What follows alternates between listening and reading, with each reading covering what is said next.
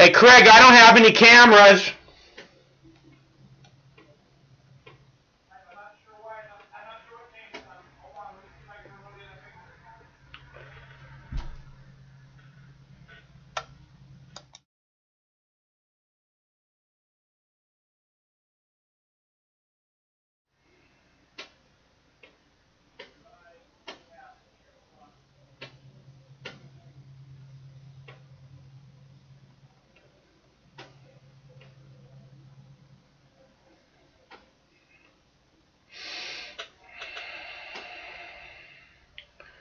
Should I stop the stream?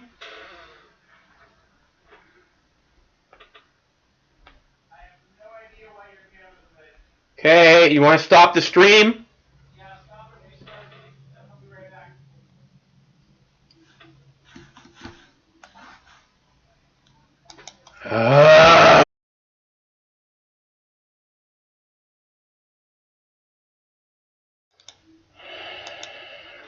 Okay, the cameras are messed up. Are you going to fix them?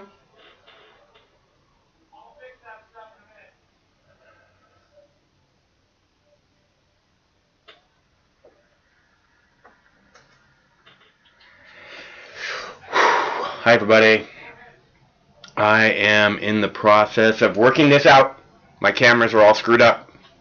So we got them back up, but they're not in the right place. Everything's shifted. So we're working on it. Give me just a minute here. Fuck.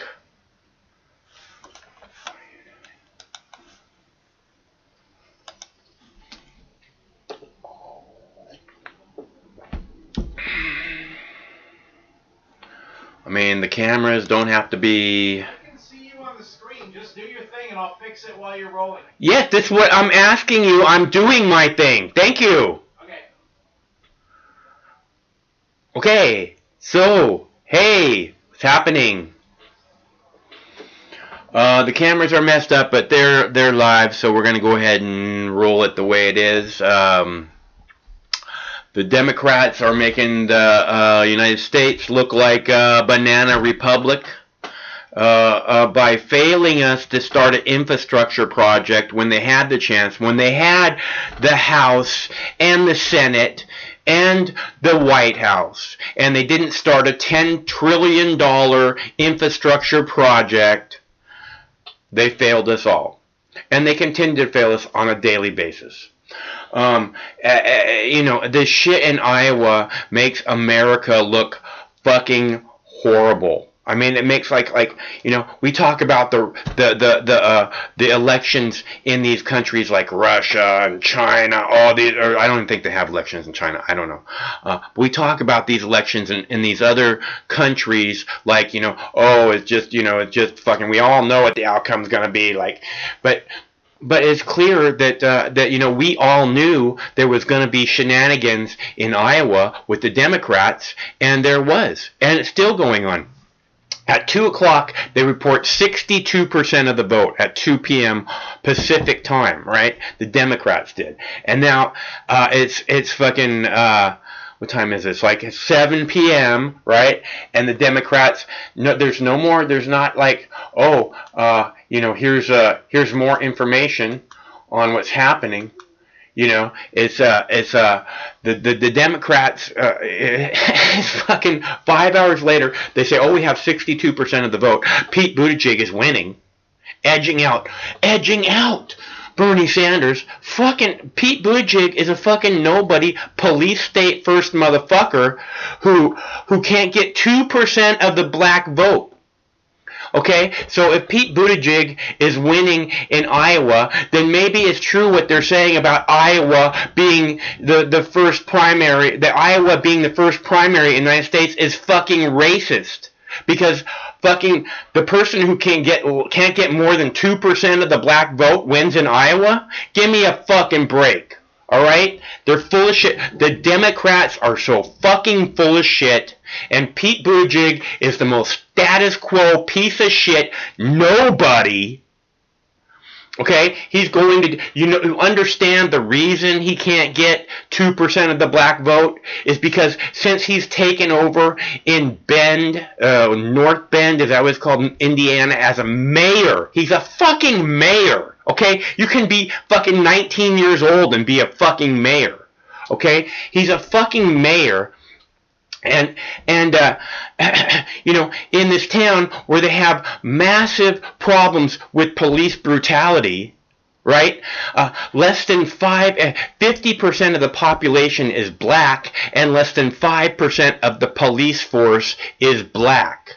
And in the time that he's been mayor, he's done absolutely nothing about it. And I published on this YouTube page a town hall where they were fucking screaming at him, mostly black people, but his constituents of his mayoral fucking, Stewart, he acts like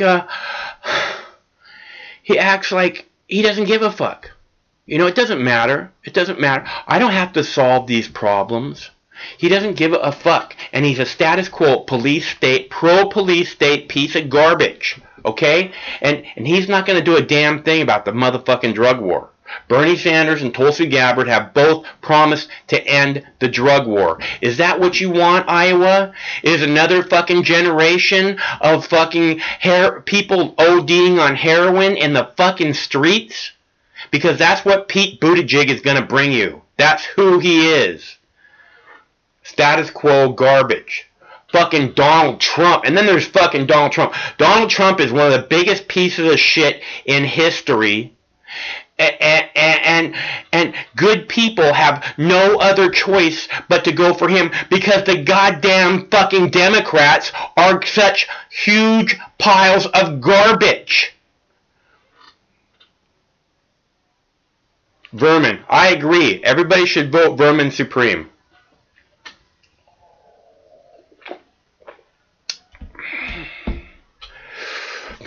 Ponies are a human right, damn it. We all need ponies. We need ponies as comfort animals that we can bring on the planes with us.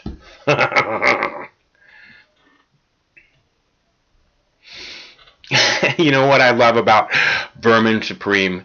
He has made clear that the number one enemy in the United States is tooth decay. And I love that. And I think that if we had a presidential candidate who said something like that, that would be a person I could get behind, because it sounds like someone who actually cares about people, as opposed to this garbage fucking Donald Trump who says we've lifted 20 million people off food stamps. If you mean cut them off food stamps. We lifted 20 million people off food stamps. No, you didn't. Right before Christmas, you cut their fucking food stamps because you're a giant, heartless piece of shit who the last thing you think is that every life is precious. Fuck you, Donald Trump. Fucking piece of garbage. I hate him so much. I hate the people around him. I mean, I really despise all of these people in politics. I despise them so much. I just want to froth at the mouth and fucking rant and rave and scream about what garbage it is that represents the good people of America here in this country.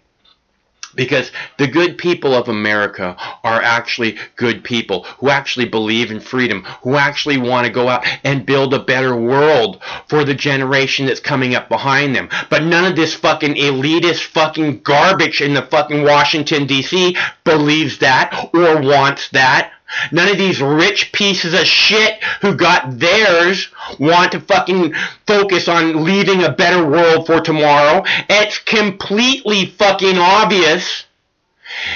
And you guys, and these people act like they buy into it. Oh, we gotta pick Donald Trump because the Democrats are so horrible. No, they're all so fucking horrible. They're all so fucking horrible. They're so fucking horrible that every single one of them belongs in prison. Putting them in prison would make the world a safer, better place for children. That's what kind of horrible human beings are in Washington, D.C. I think we should just put a dome over the whole fucking place and gas it.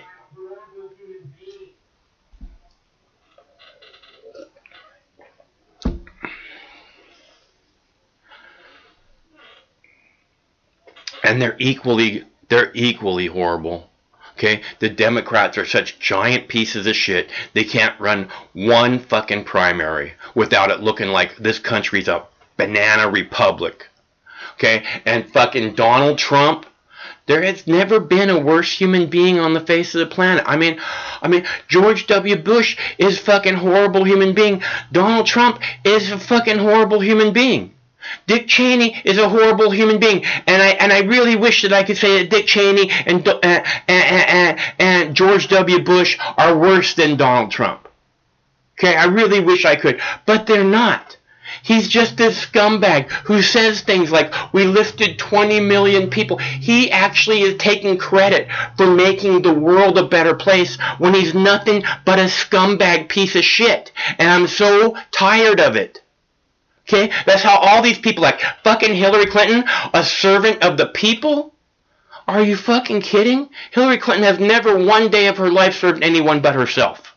We all know it. And Donald Trump is exactly the motherfucking same as Hillary Clinton.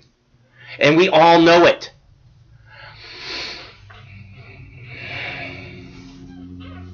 And I fucking hate all these people.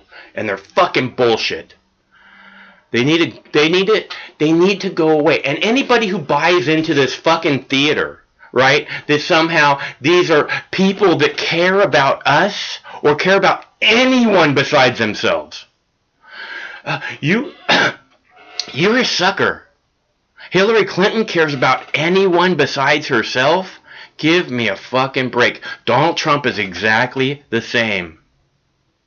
Okay? No one but themselves matter. And I'm tired of that.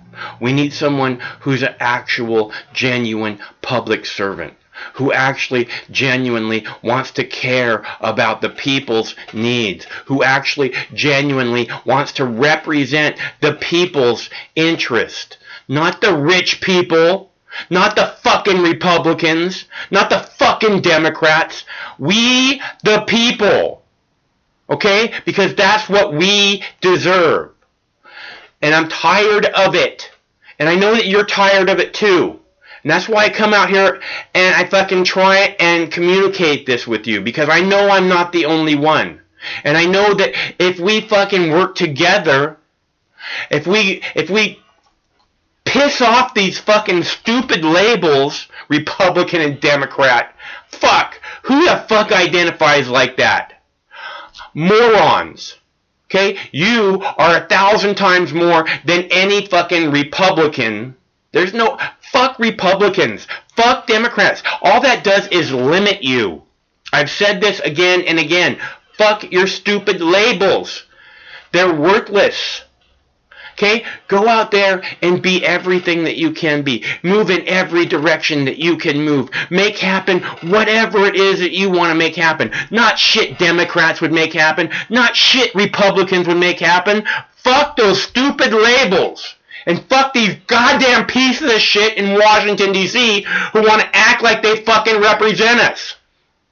Okay? Because they do not. And I'm tired of it. HRC, you need to come back. You need to call back. If that was you that called yesterday, you need to call back and we need to talk. Okay? So, stop telling me what to do and act like a man and dial the digits. That's the way a call-in show works. Don't make me get Michelle in here to show you what a man can fucking do.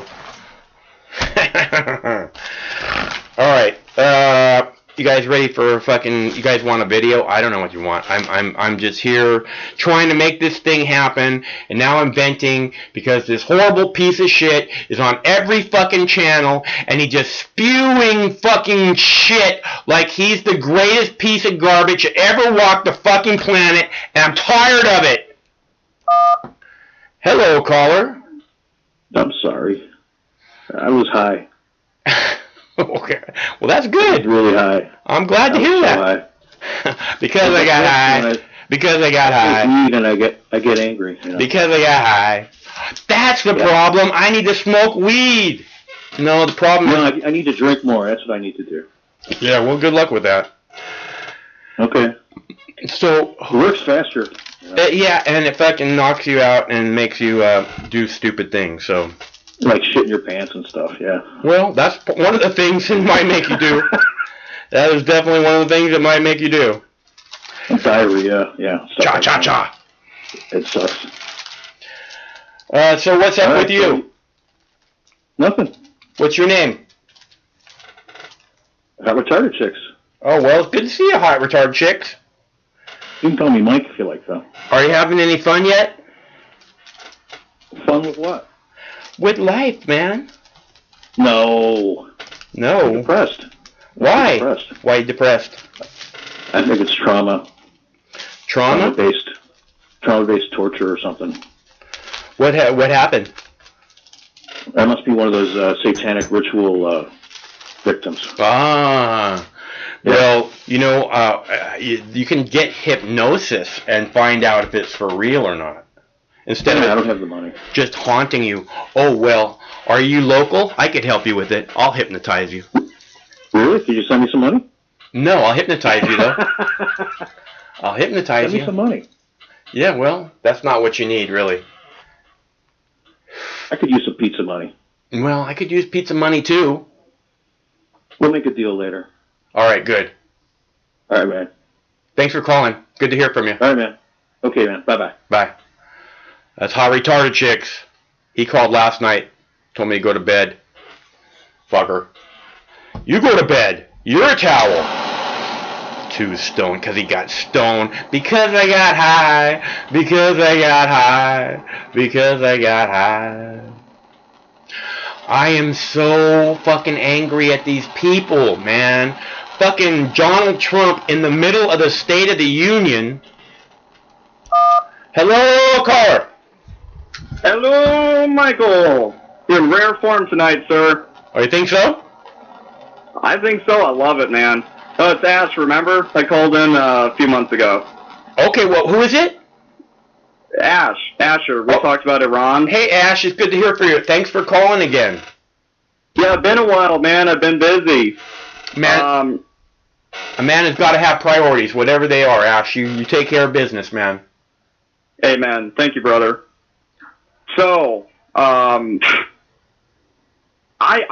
know what? I was thinking that they were going to outright rig the election, but I did not think that we would find out about it this blatantly and this early. You know what I'm saying? Yeah.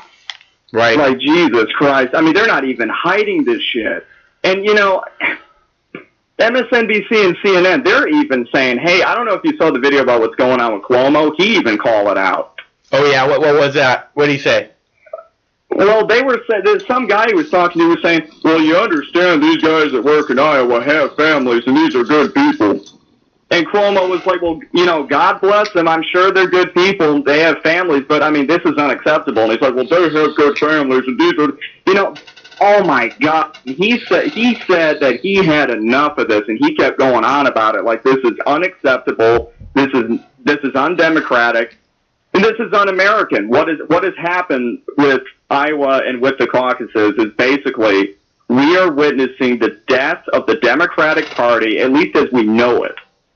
Second, we are witnessing probably the end of democracy as we understand it. If these types of people fully take over, and I'm seeing that with Buttigieg, I think that these motherfuckers behind the scenes realize that Biden is not viable. And right. I mean, if he ever was, he right. never was. But right. They're delusional. He never has been. He's run for president many times. He's just he can't. He's not that. He doesn't have what it takes. He's never even won a delegate before. Yeah. It's that bad. He barely gets even 1% of the vote every time. And this is, you know, percentage-wise, it's good, but in terms of real numbers, it's pathetic. Yeah, he's You know, and that's the thing is they kept telling us how the polls, right? I mean, these polls are just worthless Right. anymore, and these people pay millions and millions of dollars. They spend millions of dollars on these polls, and these polls are fucking garbage. All fucking this whole time we've been told, oh, Joe Biden's going to get 50% of the vote. This whole time, this entire political season comes along. Now they're saying Joe Biden has 15% of the vote in Iowa. How much more full of shit? How much more wrong can you possibly be and still act as if you're a credible pollster? You know? yeah. And they've abandoned him, and they're going for Buttigieg because he was their backup. I was thinking that it was going to be Klobuchar myself, but apparently it's Buttigieg.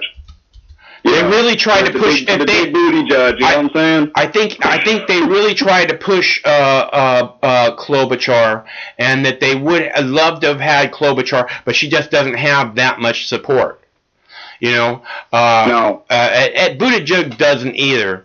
But you know, whatever it is they're doing, you know, they're definitely. I mean, they got fucking 20 people in the race. You know, I mean, they're trying to make it so that they divide the numbers as much as possible. Whoever the fuck is keeping Amy Klobuchar in the race, it isn't Amy Klobuchar. Mhm. Somebody's throwing millions of dollars at her, and it ain't the people. So I don't know what the fuck is going on there. Well, that's like Buttigieg. I want to know who the fuck's going to this goddamn wine cave. Did you hear about that? What's that? With these fundraisers, he's doing them in something called a wine cave. It's where they have like these fancy caves where they have like medieval architecture and stuff, and they sit around and drink wine, like $1,000 bottles of wine. I'm not even making this up. Yeah. That's where this guy's having some of his fundraisers. And guess what? The guest list, they're all secret.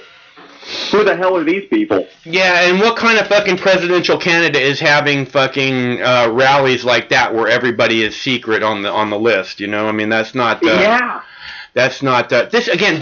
Buttigieg is like the most status quo person in the field. He's not going to make any changes. He's not a man of the people. You know, he's a police state first motherfucker, and he will stay that way his entire career. Right. And what you were saying earlier about that rally that you were saying about Buttigieg, yeah, I remember seeing that on TV. Yeah. You know, I mean, this dude, I mean, they make it sound like, oh, he's a Rhodes Scholar, and he's, you know, not a single person in his neighborhood even knew he existed until he ran for president. Yeah. What does that tell us about this man? Who in the hell is he? Yeah. Who is backing this? I mean, Right. This is disturbing shit, Yeah. dude. Yeah, every time someone says, you know, they say, oh, I support Pete Buttigieg, I'm like, you mean the guy no one heard of 6 months ago? You know, because that's who he is. Nobody fucking heard of him 6 months ago. And now all of a sudden he has 25% of the vote in Iowa. I seriously doubt it. You know he's got some of Obama and Hillary's former people working for him at top levels, right? Well, that's easy. That's easy That just to. started a few weeks ago. Yeah, that's easy to believe for sure. Yeah. I mean, it definitely shows. Yeah. I mean, they're going all in on the guy. And, you know, the funny thing is, because before they were saying, like, well, we have to have a woman of color, and who the hell do you think Tulsi Gabbard? Right. I mean, you have a woman of color, you have a combat veteran, Right. you know, you have so many things. You know, she's a Hindu, you know, all these great things. You know, you can check this, like that Joe Rogan video just going down. You want a woman, got a woman, combat veteran. You want a veteran, got that. She checks everything off. Yeah. 0%. Yeah. Yeah. Come on. Well, you know, she's been completely blacked out by the media, and I look. I don't know if you watched the last few shows, but Bernie Sanders has said that he will choose a woman of color as his running mate. So, Yeah. to me, that's a very short list, and Tulsi's probably at the top of it because she's been a supporter of his for a long, long time, and they seem to have very similar views. So I think she lost her job to support him. Yeah, right. I think that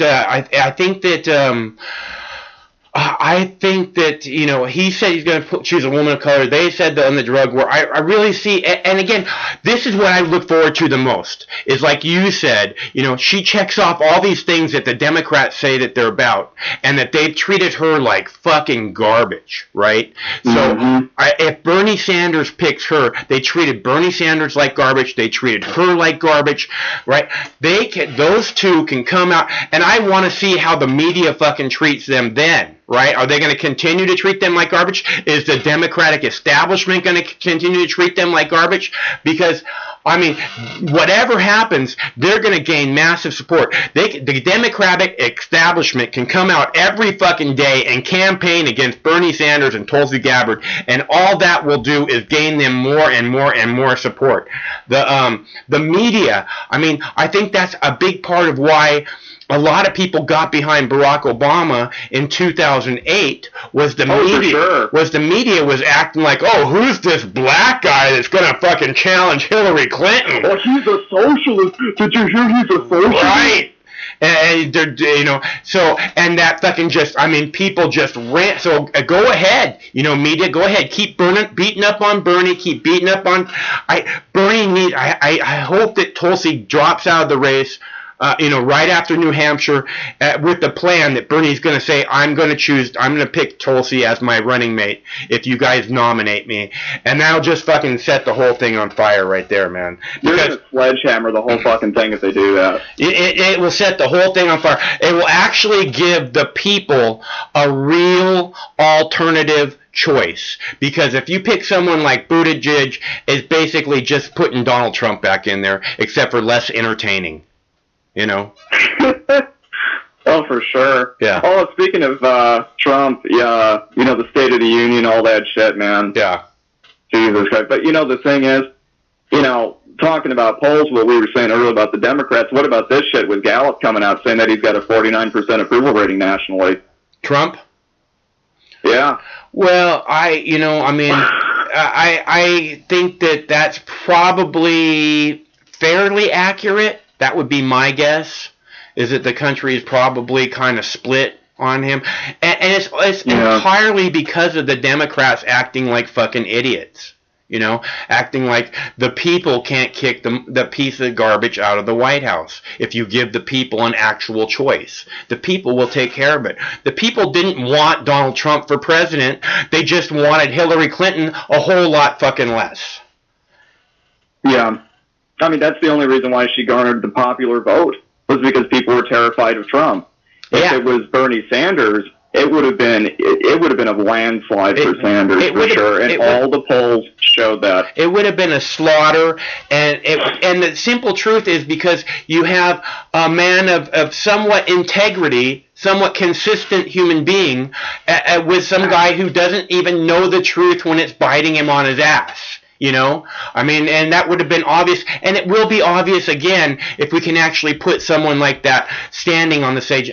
I think that if they choose Bernie Sanders and Tulsi Gabbard, if we actually can get them, that Donald Trump and Mike Pence will choose not to take part in the debates, because somehow they'll be unfair or something. Because Tulsi Gabbard would just wipe the fucking floor with Mike Pence. Oh my God. How hypocritical does this evangelical piece of shit gotta be to stand next to fucking, you know, porn star fornicator, adulterer, right? I mean, give me a fucking break, man. It's just idiotic. And I think that we could actually have a chance to like breathe again and feel good about you know, maybe things might be headed in a good direction again. I remember, you know, after George W. Bush, man, people were just like, oh, thank God, you know, we got someone who's gonna fucking, you know, make America great again, right? You know, I mean, they were saying that, man. Yeah, and because George Bush took, you know, and took all this fucking clout that America had and just shit it all over the fucking Middle East, you know, and And then Barack Obama came along and took all the hope of America and the rest of the world, because it wasn't just America that was behind Barack Obama. It was the whole fucking rest of the world. He took all the hope in the world and ground it up into a fine powder and snorted it right in front of us. Fucking piece of garbage. And then get that big old shit-eating grin that he does. Right. You know, we deserve better. You know, it would be really nice. Bernie Sanders, the entire time that I've been an archivist or a journalist or whatever it is that you'd like to refer to me as,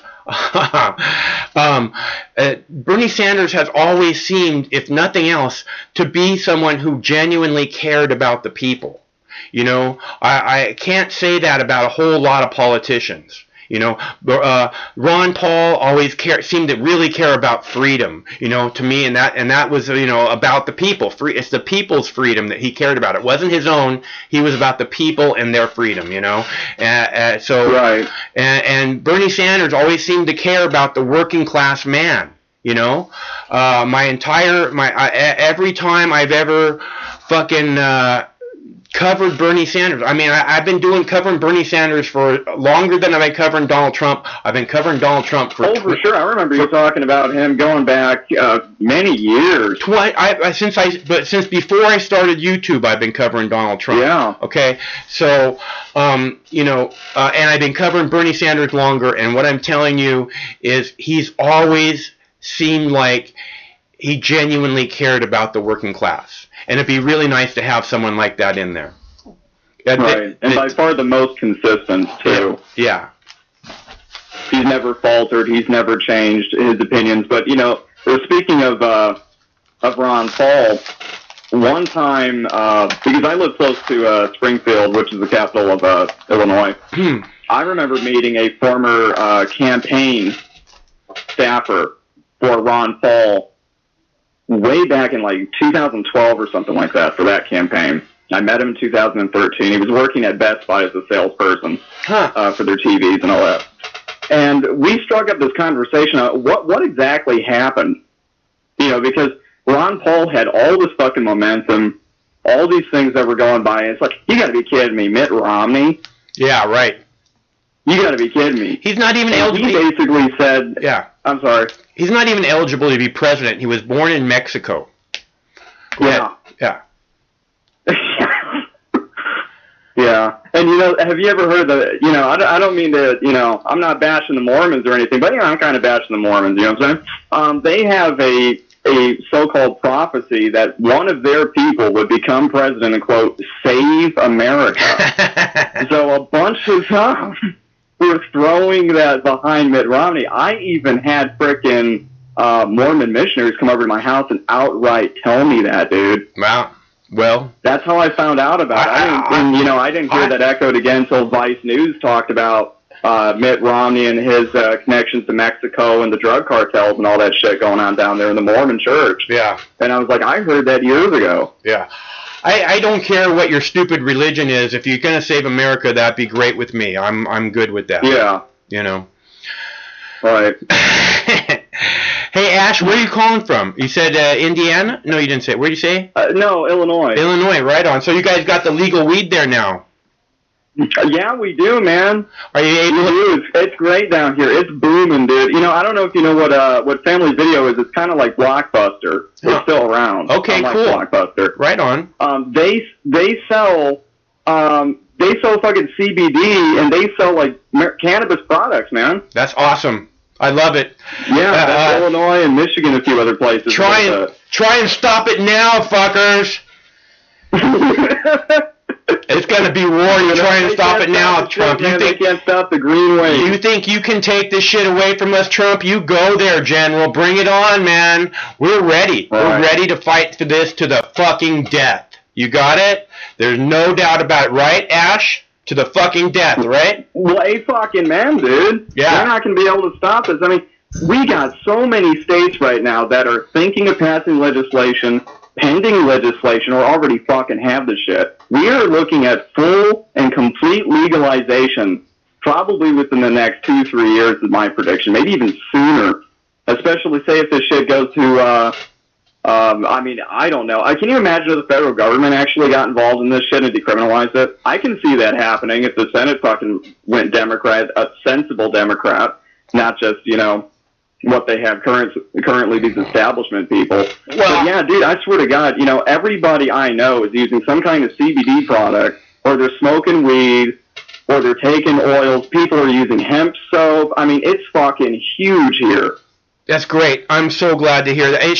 It's meant to be a daily part of our lives, man. Whether we're using it as soap or wearing it as clothing or using it as a recreational entertainment or medicine, or fueling our cars or building our houses out of it. I mean, everything. And I honestly believe it being taken away, being made illegal, is one of the greatest crimes against humanity of all time. Possibly the greatest. Right. Yeah. And the funny thing is, right before it was made illegal, George Washington used to grow fucking hemp. Yeah, everybody did. There's a great there's a great documentary called Hemp for Victory. I don't know if you know that one, but it was it explains. I think it's actually a government film. I'm sure you can find it on the YouTube. Really? Yeah, and it explains how the importance of hemp, how every fucking uniform in the Navy and the Army is made out of hemp. Every rope is made out of hemp, and how farmers can pay their taxes by simply growing 15% of their farm with hemp. All this stuff. But it was really huge. America's built on it, dude, and people, like I said, taking it away from the people is just a huge crime, and acting like somehow it's evil is like acting like nature is evil. It's just horrible. Right. I mean, the unbelievable amount of fucking damage that the war on drugs has caused to the American people, and we're not just. I mean, just everything. I mean, I'm not arguing for the legalization of fucking meth or some shit, or fucking black tar heroin. But I mean, my God. We got over 700,000 people, probably more, currently that are in fucking prison just because they had a plant in their pocket. Yeah. A goddamn plant that grows in the fucking soil. Yeah. And they're treating these people like they're murderers and they're fucking rapists and shit. All these people did is they had a plant, they smoked it, or they ingested it, or they just were around the fucking thing. And what kind of a country do we live in that does that shit? For growing flowers, for having flowers. It's a flower, man. Yeah. If marijuana was illegal, a lot of this other trade, like you're talking about the meth and the tar heroin and stuff, a lot of that would just go away because people actually have an alternative choice that they don't have now. Now it's just all black market. If you're going to make an alternative choice to alcohol, it's all black market, right? So you're going to be a criminal either way. Doesn't matter if you do marijuana, cocaine, meth, whatever. So go ahead and pick whatever you want. If we actually had an alternative choice, 50% of the people that are making the choice, to go to meth or to go to heroin and those other drugs wouldn't do it because they actually had a safe choice that they could be making without having to look at all the other choices of heroin and meth and coke. I mean, it just, when you have the safe alternative, you're always going to choose that. So many people, and you know why it's not legal is because besides the fact that we could fuel our cars on it, is because so many people would stop using alcohol and so many people would stop using cigarettes that it would pretty much bankrupt those companies, so at least at the point where they're at now, because right now they have monopoly and we're all about monopolies are wrong, it's just horrible. There was a time in this country where we were corporatists. And when Theodore Roosevelt got in there and he started breaking up the trusts and the monopolies and things like that, we need to go back to those fucking days. We need to go back to the days of the beginnings of the labor movement in this country. Because I'm going to tell you right now, when I worked at Kroger, I'm going to get a little personal here. When I worked at Kroger, you ready for this? Yeah. I made $153 a week. Wow. I'm sure you're impressed. That's pretty rough, dude. Yeah. Right. And this is a state that just recently raised its minimum wage. you know, and they wonder why fucking people are selling weed and growing weed, and they wonder why people are you know, are sex workers and shit and all these other things. Well, maybe it's because the fucking, quote, legitimate, quote, legal way of fucking making money, you can't live off it. How can you pay rent with that? How can you make your car payment? How can you pay for gas? You can't even feed yourself with that shit. Yeah, I hear you. I don't know. I mean, imagine if you had kids on top of it, right? So, yeah, you know, I feel like, you know, this is the thing. I talk about the working class constantly because these are the people that matter. You know, I don't give a fuck about the rich. If you got yours, fuck you. You know, I don't give a fuck about you. You're fine. You don't need me to fucking fight for your rights. You got fucking, you got people you can pay to do that. Fucking cunt. Okay? I care about the fucking working class. The real people that are struggling every day to try and just fucking get through another day, try and make sure that there's food on the table, try and make sure that they can pay the bills again this month or next month, whatever it is, because a lot of people, even people who have, you know, live in, you know, multi-$100,000 homes and own them are fucking struggling to make sure that happens, you know? It's the middle class, the working class people, they deserve everything. Fuck the rich. Okay? I don't give a shit about them. The rich. I don't give a shit about them the one little tiny bit. I fucking hate them. They deserve nothing. The working class man deserves everything, and everything gets taken from the working class man. They won't even let you have weed. You know? So, yeah. Fuck them. Hey, Ash. Exactly. Ash, I'm gonna play a clip. So it's really good to hear from you, man. I hope that we get to talk again soon, okay? Oh, for sure. Oh, one last thing before I go, dude. Okay. I feel like once weed becomes legal and we pardon all the people that have been in prison with that shit, let them out. And all the people that have ever been to fucking prison where they're not allowed to own a firearm and they're not allowed to vote, they have difficulty finding work and shit. Pardon all the fucking people that have ever been wronged by this government because of this. I think there's a good chance that that's what Bernie Sanders intends to do. And I'm pretty darn sure that that's what Tulsi Gabbard intends to do too. So, and I agree 100%. Everybody who's been busted for non-violent drug charges should be immediately pardoned. Right. All right, Mike. Thank you so much. Thanks for all the work you do, man. Appreciate it. Hey, Ash, it's really good to hear from you. I hope we hear from you again soon. For sure. Thank you, man. Take care. Okay, bye. And that's our buddy Ash. So good to hear from him. We haven't heard from him for a little bit. All right, so I have clip of vape and where's my clip number one? Clip number one. There we go. We have news out of the state capitol to report. At least one gun-related proposal appears dead, and flavored vaping products are likely headed back to store shelves. Drew Mickelson has the updates for us from Olympia. Come Friday, bills have to pass out of their respective committees to be considered this year. And the leaders in the House say it's just too late to start debating a bill to ban someone from being able to carry a weapon inside the state capitol here. And I will do whatever it takes to take our country back, to take this state back, even if it means fighting. Last Friday, about 100 pro-gun activists held loud demonstrations inside the Capitol with weapons slung over their shoulders and across their chests, which is allowed on the Capitol campus. But staffers complained about feeling threatened, so a bill was introduced to ban the practice of carrying weapons on display on the Capitol campus. It's a controversial topic that we learned today will not get serious debate here until perhaps next year. Now to vaping. Last year, the state's Board of Health enacted a ban on all flavored vaping products after a string of illnesses and deaths. That ban expires Friday. There are moves to make it permanent, but we're also hearing interest in allowing certain flavors to be sold again, but only those that won't attract young vapors. One senator says a list is being worked on to ban certain flavors. Do adults really want bubblegum vaping flavors? That's something that's really targeted towards the youth. So yes, people I'm working on other stuff, are looking at that. While Friday is a big cutoff deadline, a number of bills declared dead early in the session have been known to come back to life later on, and this session lasts until mid-March.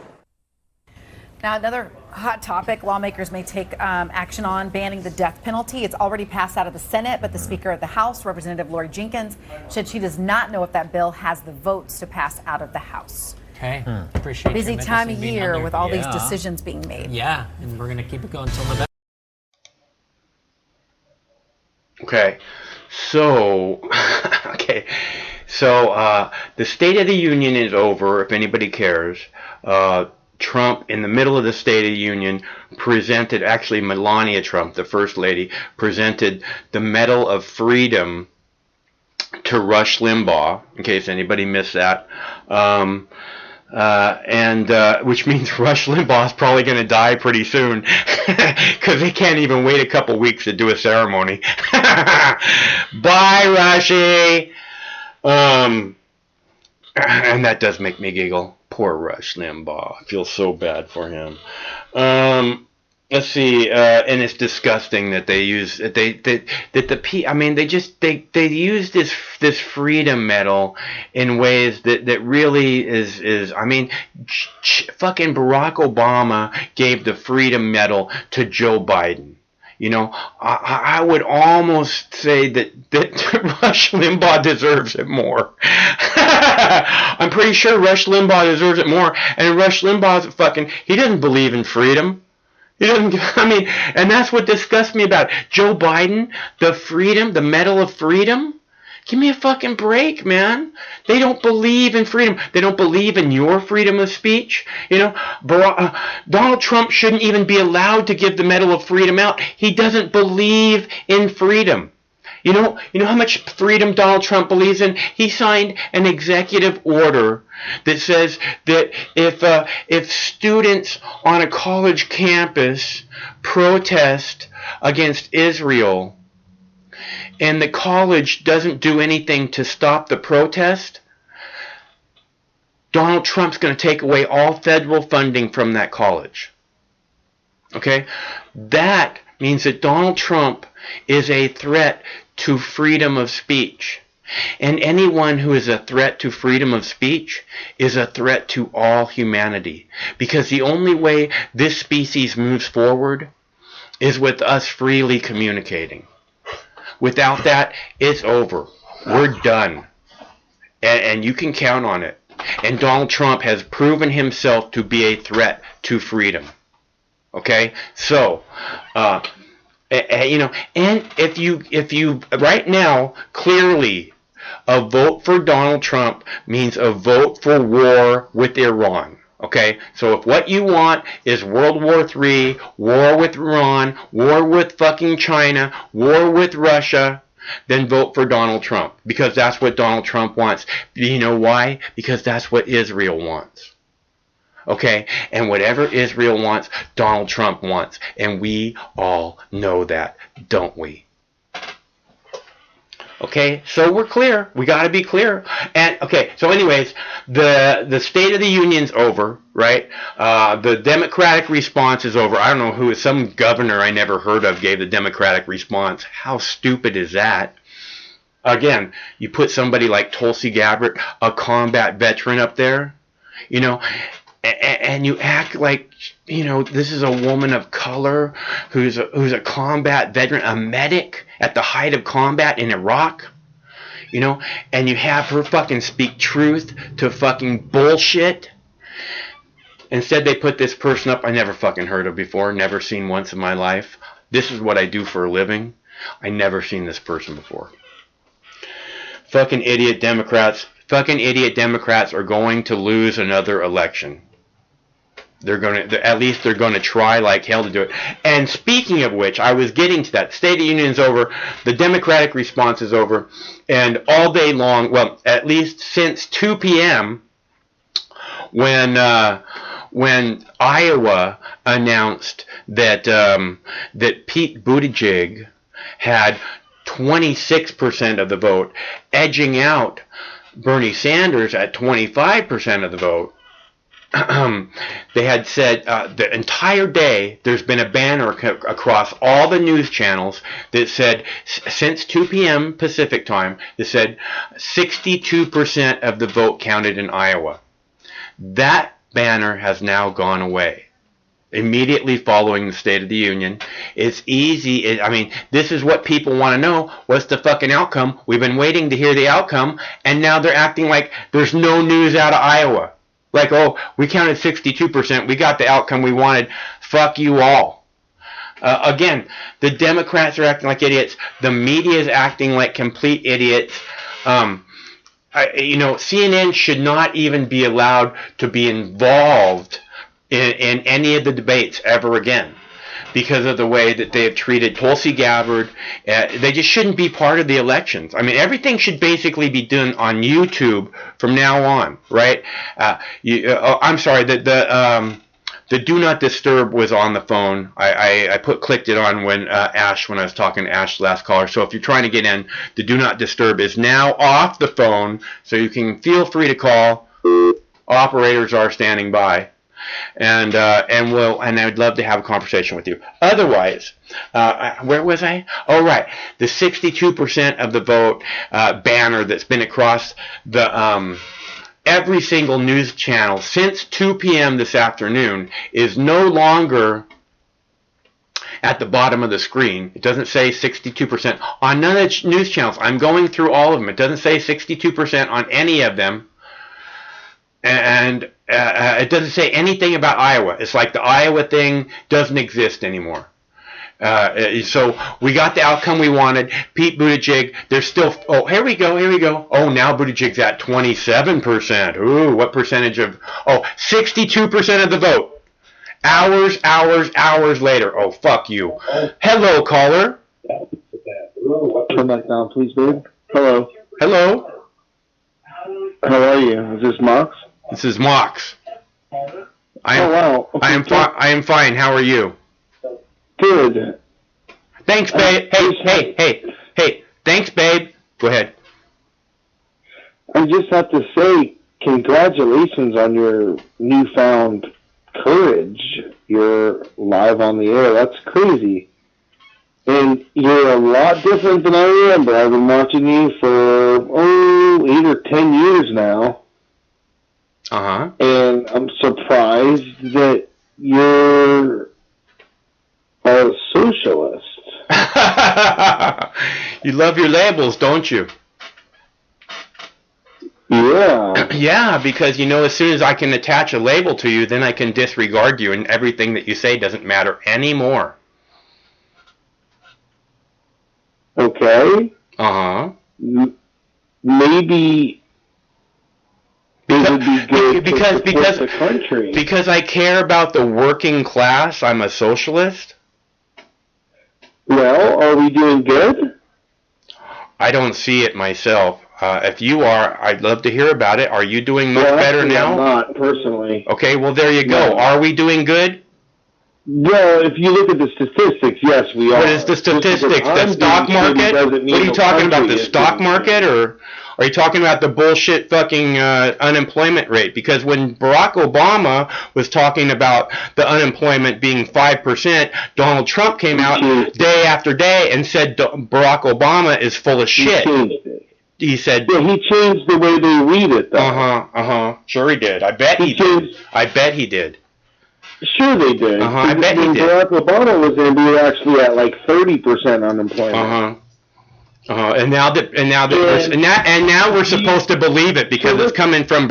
It was bullshit when Barack Obama would say it, but now it's the real thing when Donald Trump says it. One of the biggest bullshit artists that ever lived. Right. Well, right. I just think that he's the best president we've ever had. Did you probably heard? Because why? Because it feels good. What feels good? You said you're not doing better. You said you're not doing better in your personal life. So what is it that feels good about you not doing better in your personal life? You automatically are saying that I'm against you. No, I didn't say that. But I'm not against you. I didn't say that. I didn't say anything like that. So you said you put your label onto me was the very first thing that you did. Well, I'm sorry. Uh-huh. So now, if you're resisting, don't you think we're resisting kind of the wrong way? Resisting what? We're going along with the mainstream media. I hate the mainstream media and speak out against the mainstream media on a daily basis. That's why I was shocked. I thought that you would see that we finally have the candidate that everyone hated that was against the mainstream, and now all of a sudden, I'm listening to you. I've never seen you live before. Mm-hmm. Well, I mean, I've skipped past it, but I know you, and you were very calm, and I agreed with everything until very recently. Uh-huh. And I just can't believe that you don't see the attack on this man. Of course I see They literally make fun of the way he pronounces a word. Donald Trump, I mean, the Democrats have made themselves to look like complete and utter idiots in their handling of Donald Trump. Okay? Donald Trump deserves to be impeached, but not for a fucking single thing that they've said. Right. Because, what does he need to be impeached for? Because he signed an executive order that says that you're not allowed to speak out against Israel. And I haven't heard of that until about 10 minutes ago. You should look it up. Okay, you look it up. It's easy to find. Craig, you want to find that for me? Executive order on Israel? What's wrong with Israel, though? That's crazy. What do you mean what's wrong with Israel? Because he signed an executive order that said what? That is, if students on college campuses speak out against Israel, saying support, boycott, divest, and sanction Israel, and the college campus does not squash the protest, that they will remove all funding from that college campus. All federal funding will be taken away from that college campus. Okay, in other words, I don't think they should get federal funding anyway. Okay, so that doesn't matter. That doesn't matter. They get federal funding. And then another thing. Okay, what matters is that Donald Trump has proven himself to be a threat to the Constitution and your personal freedom of speech. Okay? I think that we should also be angry that the college campuses won't let anyone have freedom of speech, period. I agree. I think, and again, I said just a few minutes ago, anyone that is a threat to freedom of speech is a threat to all humanity. I get that, and that struck me. Yeah, that did. Because it is truth. Okay, I'm all about freedom. You can go ahead and put whatever label you want on me because that's your freedom to do so. But I'm telling you right now, it doesn't help you in any way unless you just want to disregard what someone's saying. Go ahead. No, but shouldn't we at least point out the other things you're not allowed to say on college campus? Sure, you can point out whatever you want. You can say whatever you want. I'm not here to limit your speech.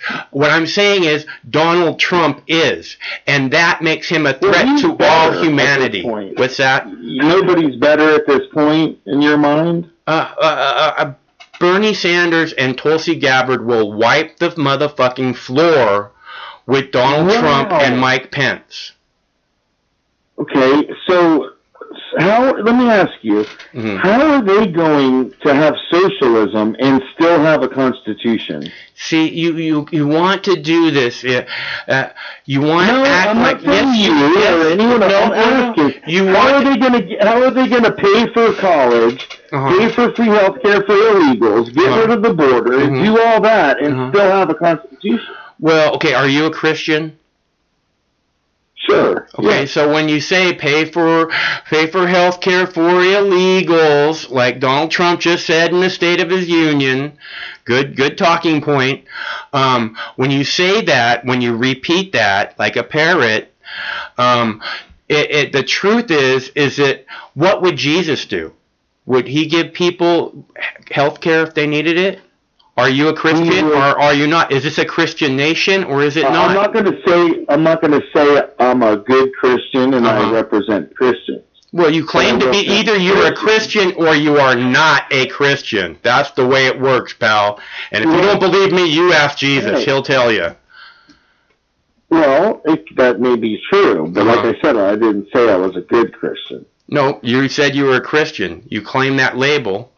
Okay. No, you asked me. You set me up. You for claimed that. it. You claimed it. I'm just telling you. This is the way it works. Okay. If you want to make this, if this country wants to claim to be if this country wants to claim to be a Christian nation, then it needs to fucking ask itself, what would Christ do when it comes to things like this, giving people health care? Steal other people's money. He didn't make you pay for my stupidity. You know, we would have everybody for themselves as long as you don't hurt anybody. Yeah, that sounds like what Jesus wanted. Everybody for themselves. And we wouldn't make someone pay for someone's college when college is a scam. Look, if people want to go to college, I was calling. It shouldn't be just for the rich. I can't believe you now. I thought you were so gentle, and something made you radical. And Trump radicalized gentle? You think I was gentle with Obama when I call him Drone King after Drone King after Drone King? You think I was gentle with Obama? Under Bush. Okay, you think I was gentle on Dick Cheney and George Bush? No. Okay, well, what the fuck are you talking about? You played every clip of any type of craziness on the news because you would find them, and that's why I watched your news. You actually found them, and I'm just wondering how you hate Trump so much. I hate Obama so much. I hate Obama. I hate fucking George W. Bush. I hate Dick Cheney. I hate Joe Biden. I want to burn the motherfucking thing down. Okay? These people, this Democrats and Republicans are the problem. It's not one or the other. It's both of them. All the parties. The problem is the party system. Okay? What we need, instead of on election day, listen, let me finish. On election day, instead of fucking Republicans going to vote for fucking Republicans and fucking Democrats going to vote for fucking Democrats, we need Americans going to vote for Americans. Okay, right, and then it would actually be a genuinely patriotic thing to do, to go and vote. Yeah, we want freedom. We want freedom. We want people who represent the people. And not the fucking. I genuinely believe. Yeah. I genuinely believe that this president, the whole establishment is against this guy. I mean, we've tried to impeach him, 5 times? Do you think the military-industrial complex is against him? No.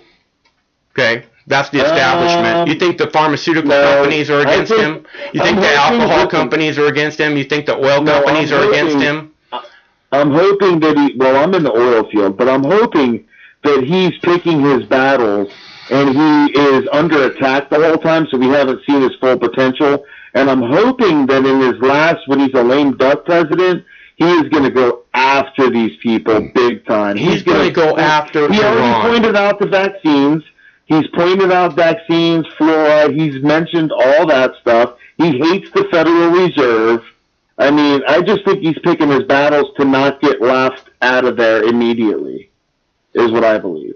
If he actually started picking, actually spoke out against those battles that you're talking about, and spoke in the way of freedom, like he wanted to genuinely protect parents' rights when it comes to freedom, then maybe there might be something there. But that's not who he is, dude. He doesn't give a shit about any of us.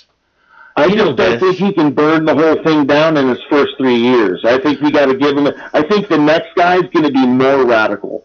I think the Democrats destroyed all chances of their craziness, and I think the next guy. When did they do that?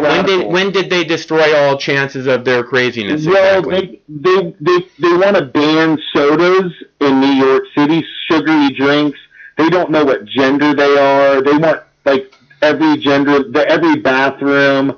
They want to ban your guns, and I know how your stance on guns. You gave a very lengthy video on how you feel about guns. I feel about freedom. It's not guns. It's freedom, man. And it's not. So are these people that you're talking about who have whatever? Destroy the family unit. I don't give a fuck about your family unit. That's some bullshit fucking fantasy that's been programmed into you. Okay? The facts are, if you want to have a fucking family unit, then go ahead and have your family unit, and you protect that. Don't give me some society has to protect your family unit, and then claim you want fucking small fucking government. Okay? No, bullshit. We didn't say that. The Democrats are saying that your kid is a part of a collective. Right. And that you don't have a right to decide whether you want to vaccinate them or not. The Democrats, no, it's equal. The Democrats and the Republicans. I don't like Republicans equal, man. Democrats. Look, they're the same fucking thing. They're the same fucking thing. They're just talking to different suckers. Okay? So who's against this president? Who or the media that are just destroying our president across the mainstream stage? Who are these people? Are they like Illuminati? The media. Okay, no, it's the government. Okay, the media is controlled by the government. The media is a CIA operation, and I believe that it's trying to get Donald Trump reelected. So we're clear. Okay, every time, that's the opposite of what I thought. Right, because you don't get how the game works. Okay, Hillary Clinton comes out and says, nobody even likes Bernie, and he gets twice as much support. The media goes, Donald Trump's horrible. Donald Trump supporters are horrible. Donald Trump, Donald Trump, Donald Trump, Donald Trump, and all people hear is Donald Trump. Okay? So when they burn the cities, when Trump derangement syndrome level insanity kicks in, when he gets reelected, and they burn the cities down, and then what's going to happen then? I mean, and the media is like in meltdown mode. Are you saying that's all fake? What? That's not going to happen. That's idiotic, dude. People aren't going to burn their cities. How does that help them? Did that when he won the first time. The people burned their cities. Is that right? Hell yeah, they rioted for months. It was never ending for 4 years. Dude, I'm going to end this on a good note. Hey, man, I've been watching you for years. And what's your name? I can't believe how my name's Brandon. Hey, Brandon, it's good to hear from you. Thanks a lot for calling. And I just wanted to say that I hope you can settle down because I've never seen you this radical. Man. I want this government burnt to the motherfucking ground. It doesn't represent a single working class person. You sound like a working class person. Aren't you tired of that? Constitution? What about right? I want the Constitution gives us the right to burn this motherfucking government to the ground. The founding fathers expected a revolution long before now. You people are fucking sheep. I think that the next president will be more radical, but I can't believe you don't like anything he's done.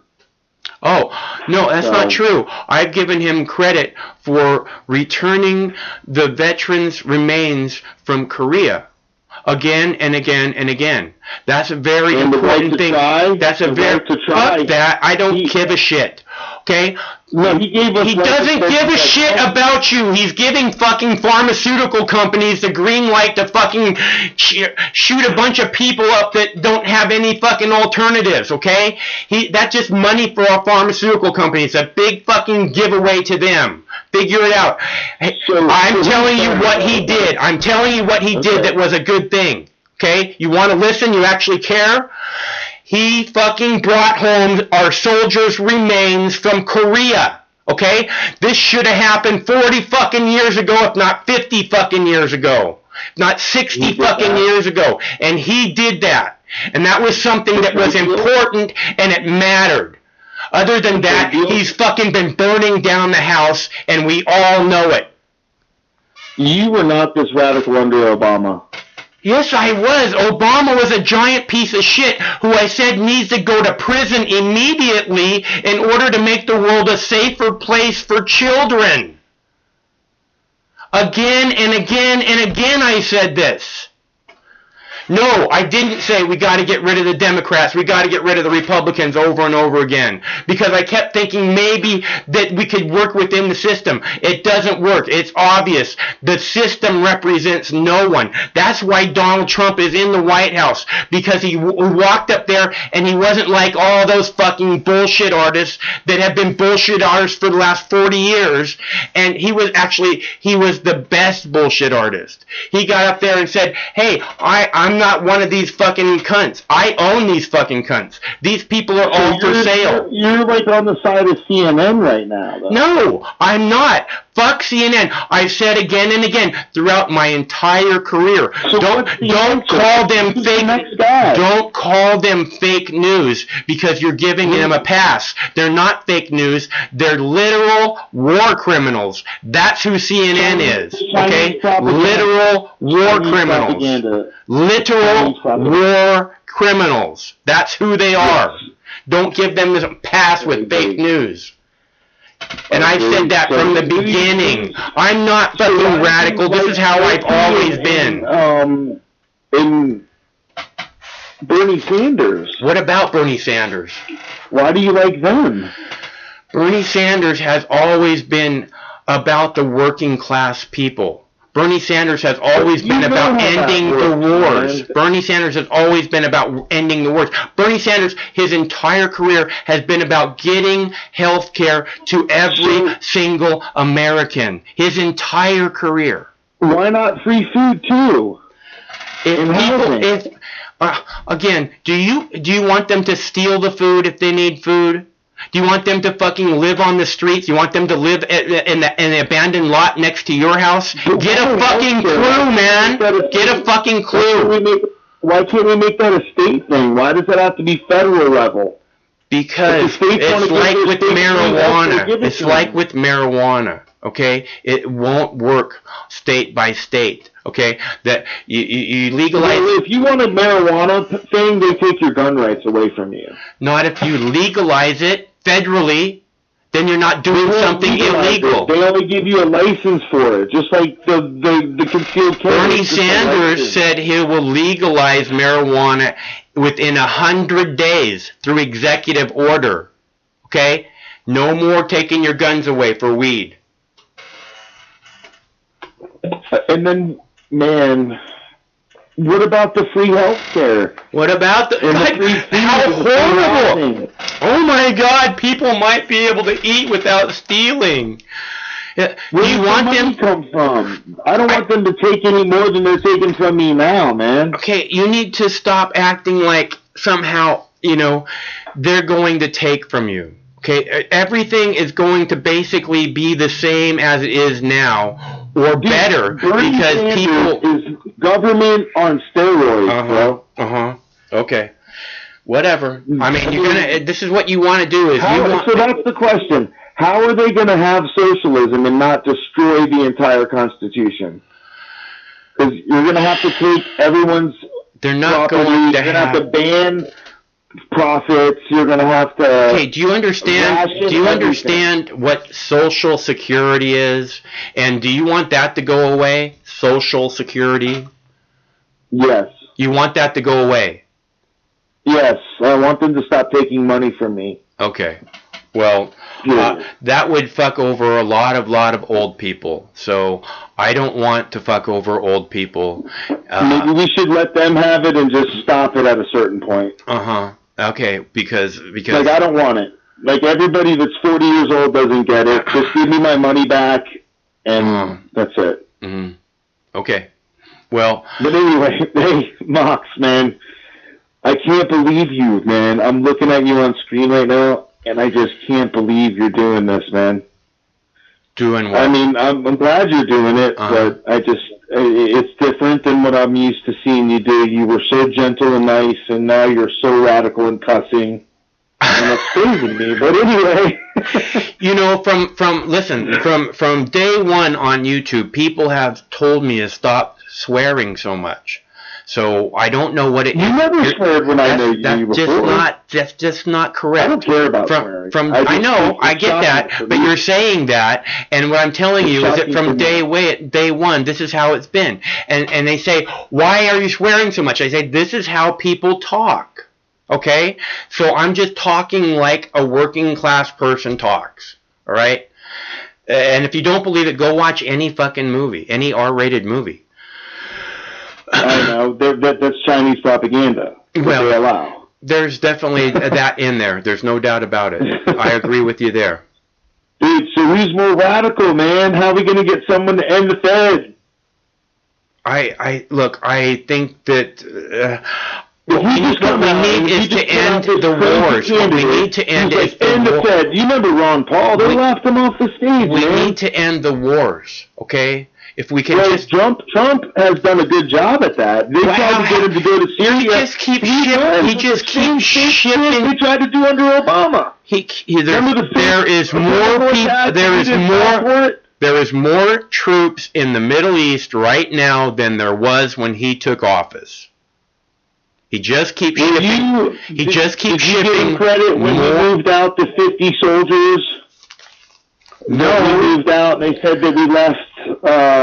When he deserted the Kurds, when he turned his back on the Kurds in Syria. Yeah, he left. Did I give him credit for leaving people? Everybody out. Did I give him credit for leaving people who fucking have been there fighting side by side with us, with our soldiers? Do you think that our soldiers on the ground fighting next to those guys for their lives wanted to fucking turn and run away and let those guys die? Do you think those soldiers want to do that for one fucking second?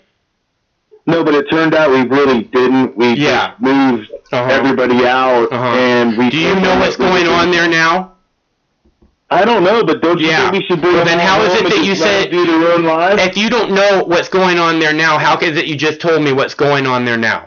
I can't remember at the top of my head. Okay, well, what's going on there now is Russia and Turkey are about to fucking start a giant war right there in the middle of where we're talking about. Where Trump just pulled out the troops. Yeah, pulled out the troops so that Russia and Turkey get fucking started a war. Great plan. That's a great fucking plan. No, what we want is to fucking get... We want to get all of our troops home. And what Donald Trump is doing is putting more troops in there right now than there was when he took office. That's what's happening right now in this moment. So you recognize what's happening. What's that? I thought you said we left them high and dry because he pulled them out. He pulled the troops out of that area where the Kurds were. We should pull them all out everywhere. We should pull them all out everywhere, absolutely. But he's not doing that. And in fact, when the Iraqi government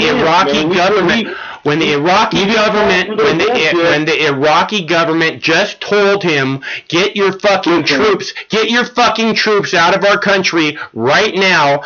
Donald Trump told Iraq, we'll leave Iraq when you pay us for the bases we built. Iraq is never going to do that, which means Donald Trump is never going to leave Iraq. So we're clear where Donald Trump is. Yeah, if we ever go to war again, guess who's paying? It ain't going to be us. What the fuck are you talking about? No one but the American people pays for these wars. Yeah, but he said that's no more happening. You guys are going to pay. Who do you think is paying? Cops and he wants to protect you. You're going to pay. Who do you think is paying to have all these? So he made the United Nations pay their portion that they weren't paying.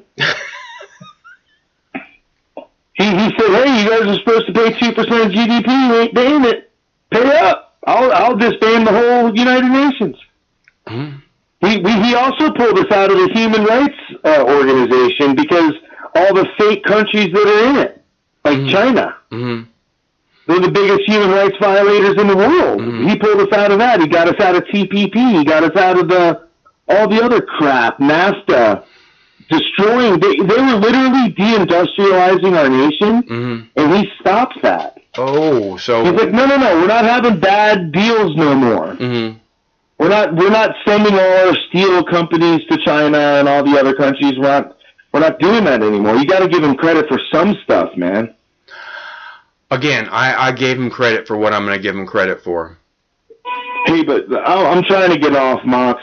Okay. It was great talking to you, man. Thanks and for I'm going calling. to call again. Hopefully you'll recognize my number. Yeah. No, you're welcome And I'm to call. not going to be rude to you. I hope I wasn't rude. No, It was great, bro. I look forward to hearing from you again soon. Thank you very much for calling, okay?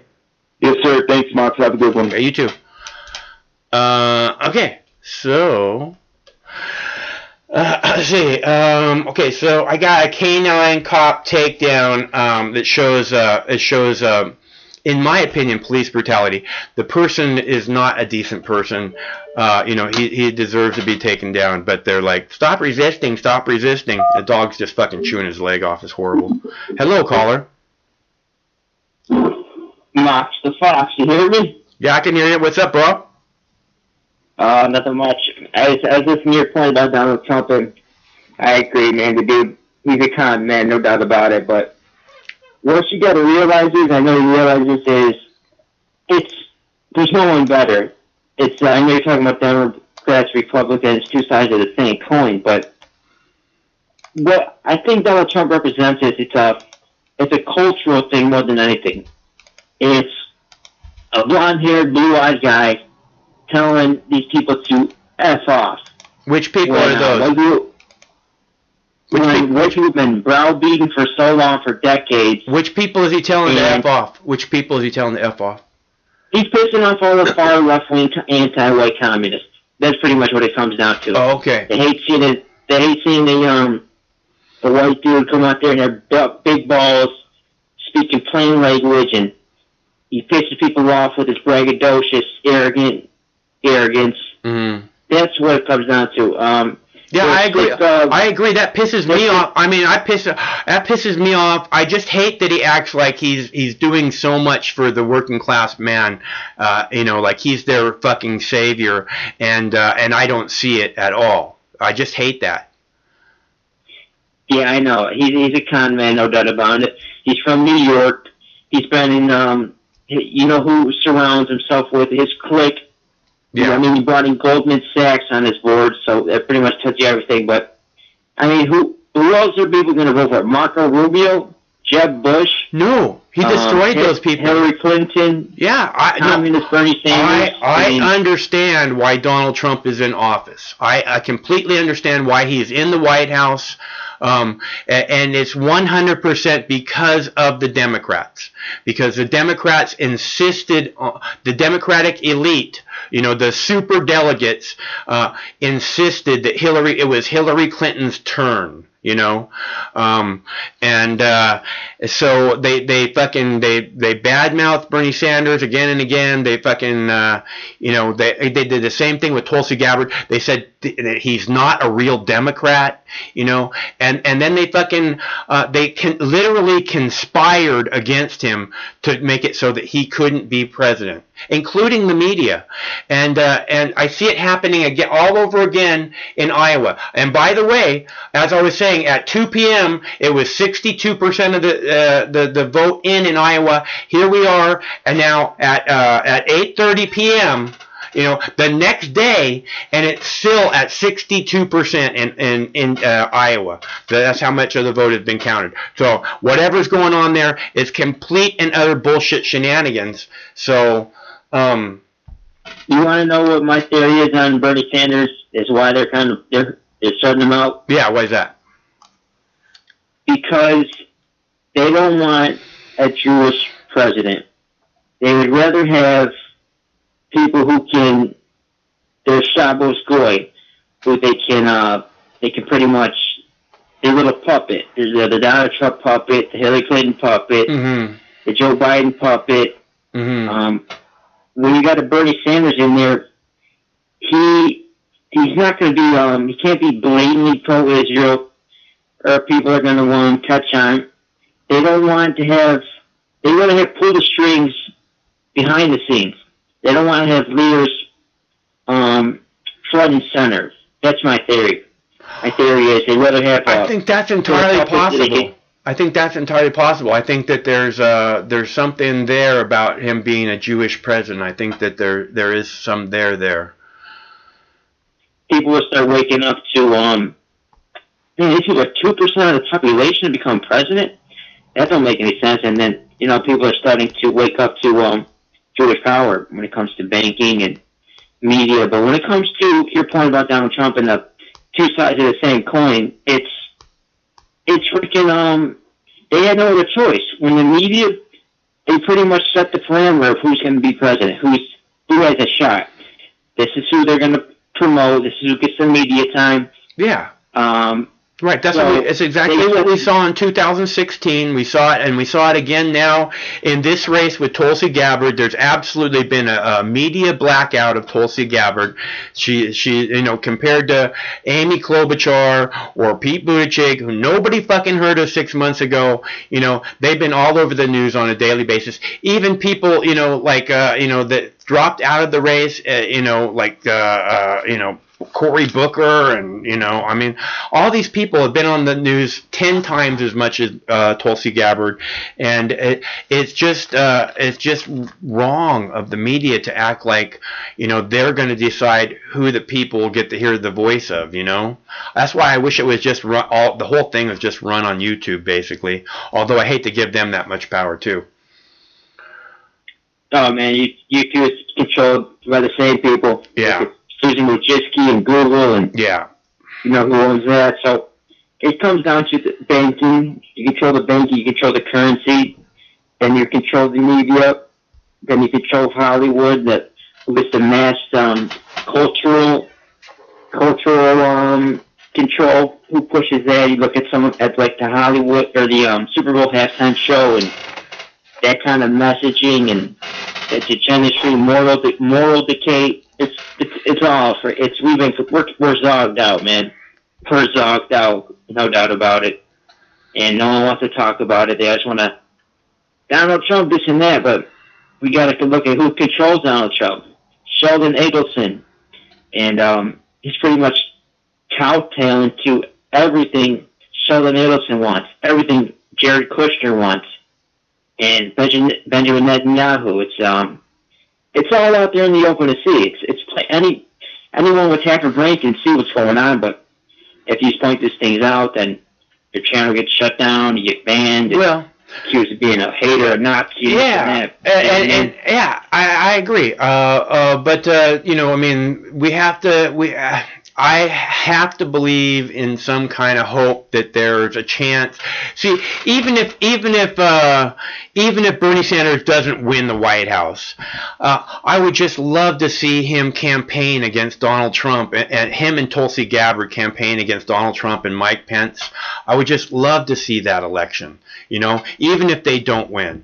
I would just love that, because that would be a real and genuine choice.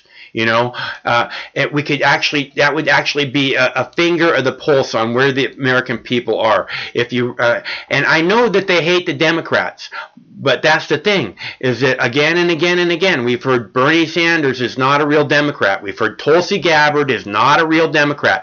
I have videos that are titled that on this YouTube page. Okay, so in quotes, because someone said it in the video.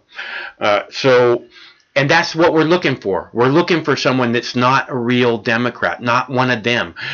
Hillary Clinton said nobody even likes him. That's how I would be if I was in Congress. Nobody would like me, because I'd look at all of them as if they were fucking against the Constitution, as if they just fucking broke their sacred vow. And I would be pointing it out again and again in order to try and keep them to fucking keep that vow as if it was actually sacred.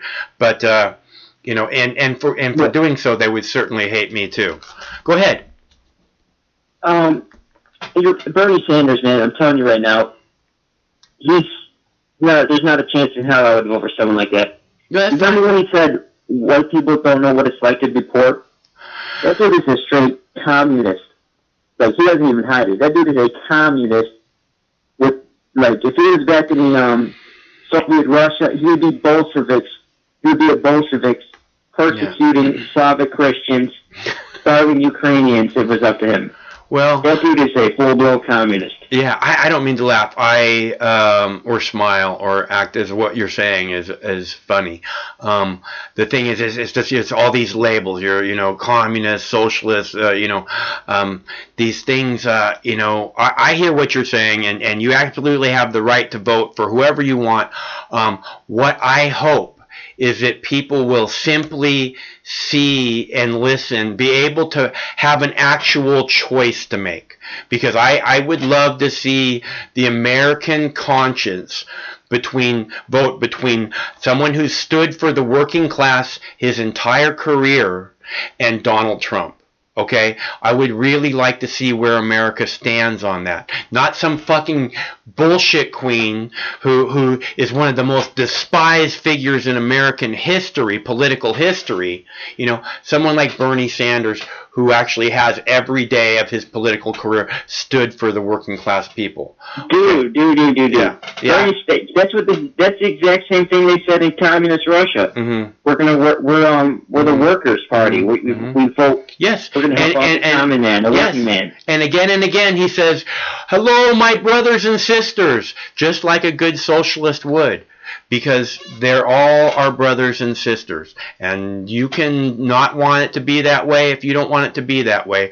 But I want it to be that way. Okay? So, my brother, you hear what I'm saying? Wait. Yeah, you've been duped by the communist? I mean, Bernie Sanders is, look, this is just that communist label is communist just... utopia? I don't know, man. I think he's going to end. I think he's going to end the drug war. I think in the first 100 days of his presidency, he's going to lift the fucking boot of the cops off the fucking necks of every single American by making marijuana legal. Okay, regardless if you're a fucking weed smoker or not, it changes the dynamic. It gives power back to the people. It takes power away from the man and gives it back to the people where it belongs. And I don't care. I don't care what label you want to attach to that. That's the fucking guy I want representing the people. You know what else he's going to do though? He's going to freaking grant asylum to asylum seekers. The hundreds of thousands of asylum seekers coming from Honduras and Guatemala and El Salvador. He's going to say, let them in. He's going to say, they're all equal to us, let them in. Open borders. He's going to completely flood America with third world parasites. And that's going to be on our dime. You know what else he's going to do? He's going to browbeat us with diversity is our strength, and white people are racist and they're privileged and this and that. What Donald Trump represents is he represents a consciousness that the majority of Americans feel. European Americans who built this nation feel. We've been browbeaten for decades, and he woken us up. He woke up the fire.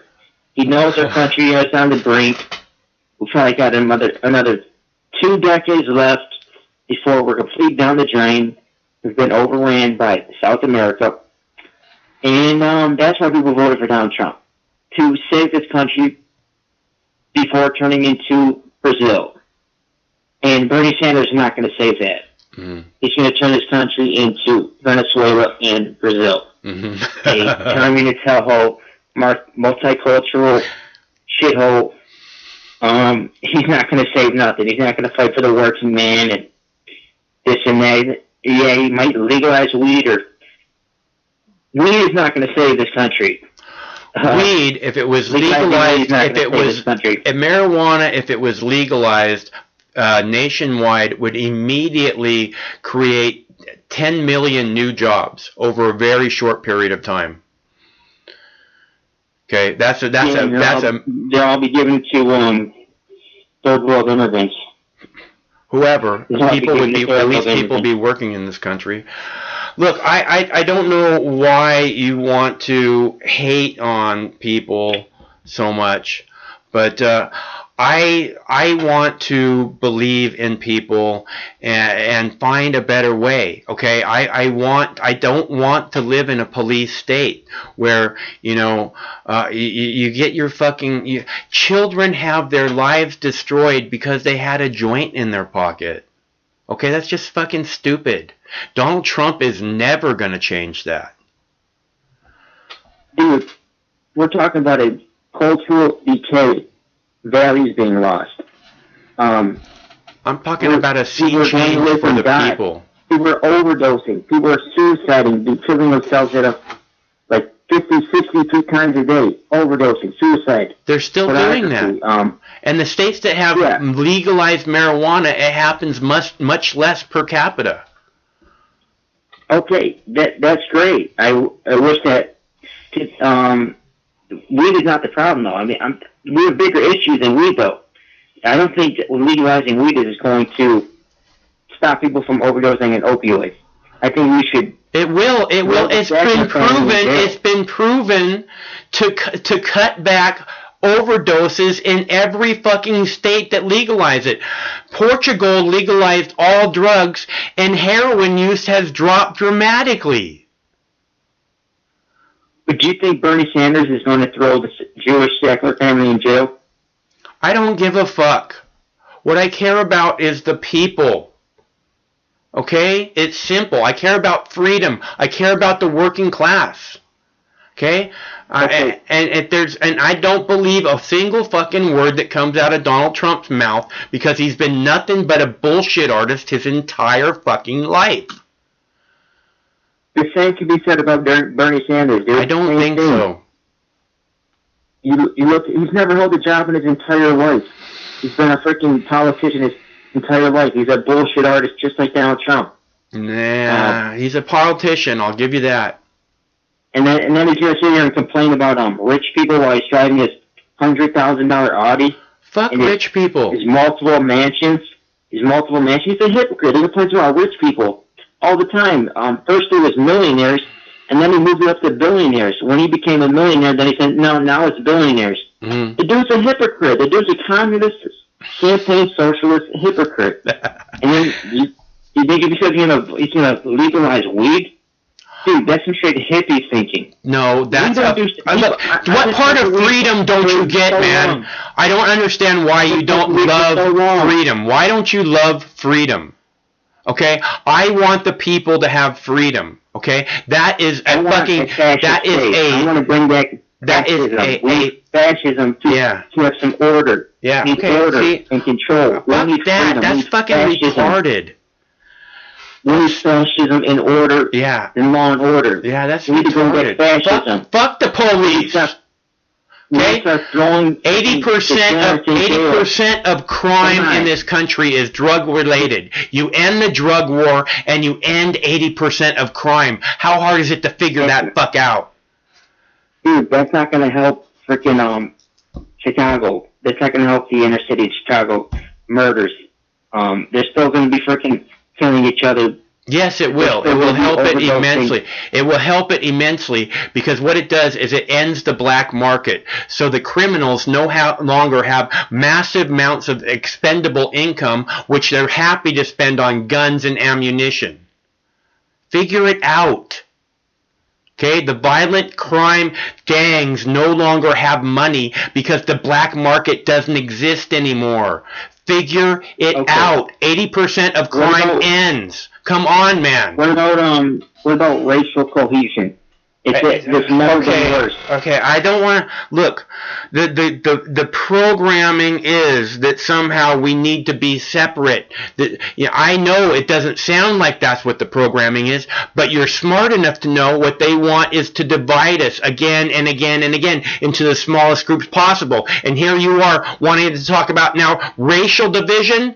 And tell me I buy into the fucking propaganda? Give me a break, man. Dude, there's so many studies of people are more secure. They feel more secure. They're happier when we have homogeneity. What's that word? You know that word. Homogeneity. I don't know. Racial cohesion. Mm-hmm. When there's racial cohesion, people are a lot more happy. They feel more secure. There's less depression. Every statistical category you can think of is raised when there's racial cohesion. Okay. When you start putting multiculturalism together, it just drops. I understand what you're saying. Okay. In fact, I have a news clip right here that addresses that issue. Okay. So I'm going to go ahead and play that. What's your name? Kevin. Kevin. Where are you calling from, Kevin? Chicago. Right. Okay, Kevin. Well, I'm really glad that you called. I want you to watch this clip and know that I understand what you're saying, but I don't want to buy into the division, man.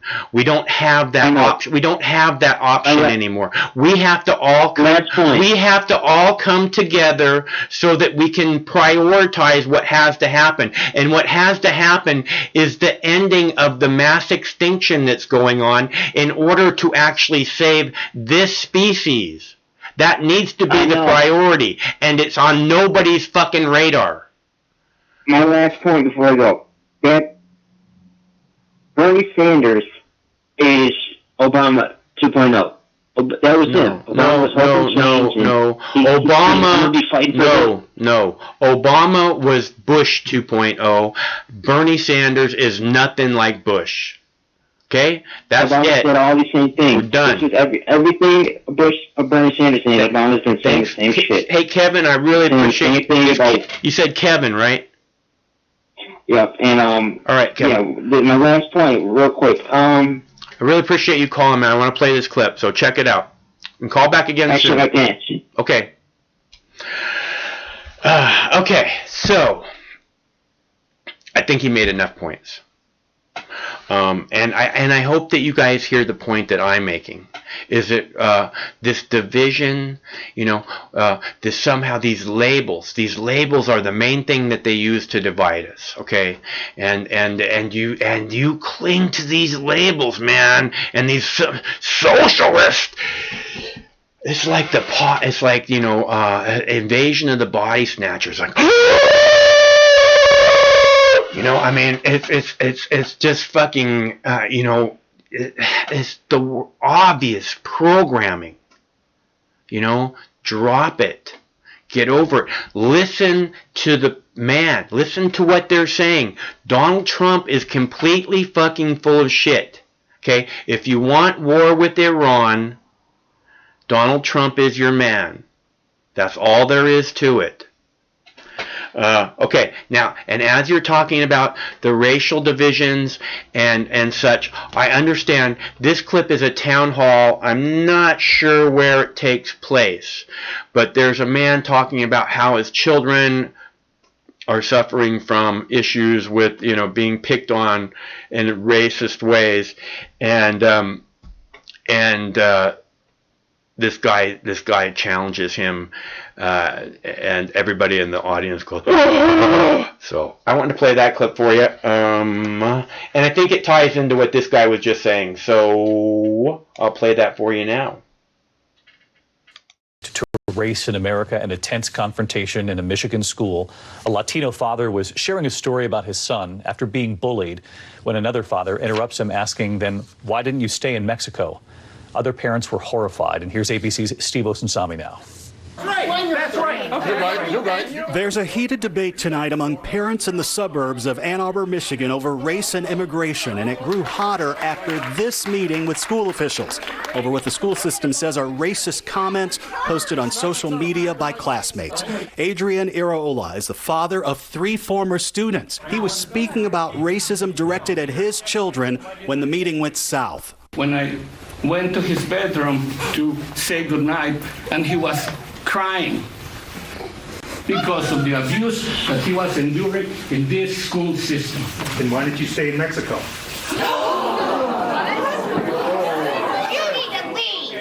The school district is predominantly white, and Tom Bertel, the parent who interrupted, was defending students who made the posts. Try being white and walk in a black neighborhood, see what happens, And like this incident where somebody made a little tweet. Okay, nobody was hurting that. You know, that nobody got hurt. That was done off campus. This man is a father of a son who is on the receiving end of the racial slurs that got everyone here. My son comes to school every day trying to get an education, but he has to deal with that BS. Iraola came to this country 4 decades ago and now owns 3 Mexican restaurants. In a late statement tonight, the Saline Area School District calls the remarks made at their forum racist and says they're working to ensure an inclusive environment for all their students and families. David? Steve Osunsami tonight. Steve, thank you. Hello. So, and I thought that was timely, right? After that last caller, because it showed, you know, kind of what he's feeling, apparently. You know, and I have feelings like that, honestly. You know, when people act somehow like my dog is a threat to them, like, keep the dog away, you know, I'm like, and you can see their children cowering in fear, you know. I just feel so bad. It's like, you know, if everyone's experience with a dog was Rufus, you know, everybody would want to have a dog. So I don't know what those people's experiences are. I have a canine segment earlier, and I'm at, you know, dogs can be incredibly terrifying, you know, and I know that they're used to intimidate a lot of, like, immigrants, I think, when they're in refugee camps and stuff.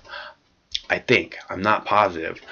But I think, you know, I think it's just sad, you know, that people act like the dogs are a threat somehow. Still, 62% of the votes in. They're refusing to give us any more percentage of the vote in Iowa because they're happy with where the count is now. The count is at Bernie Sanders has 337 and Pete Buttigieg has 362, right? Call. Hello, caller. Hey, Max, how are you doing tonight? I am doing good. Have you been watching the show? I have been. I missed a couple of pieces of it, but I listened to most of the calls, including the last couple of calls, and I think I had something to do for a few minutes, but I listened to most of it. Right. Interesting program.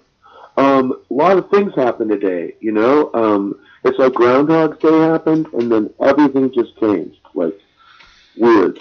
But, yeah, like I meant State of the Union address the same day as we don't have the results yet from the first contest in the Democratic primary race. Right? And it seems like a lot of information to digest in the first, you know, in this day. A lot of stuff.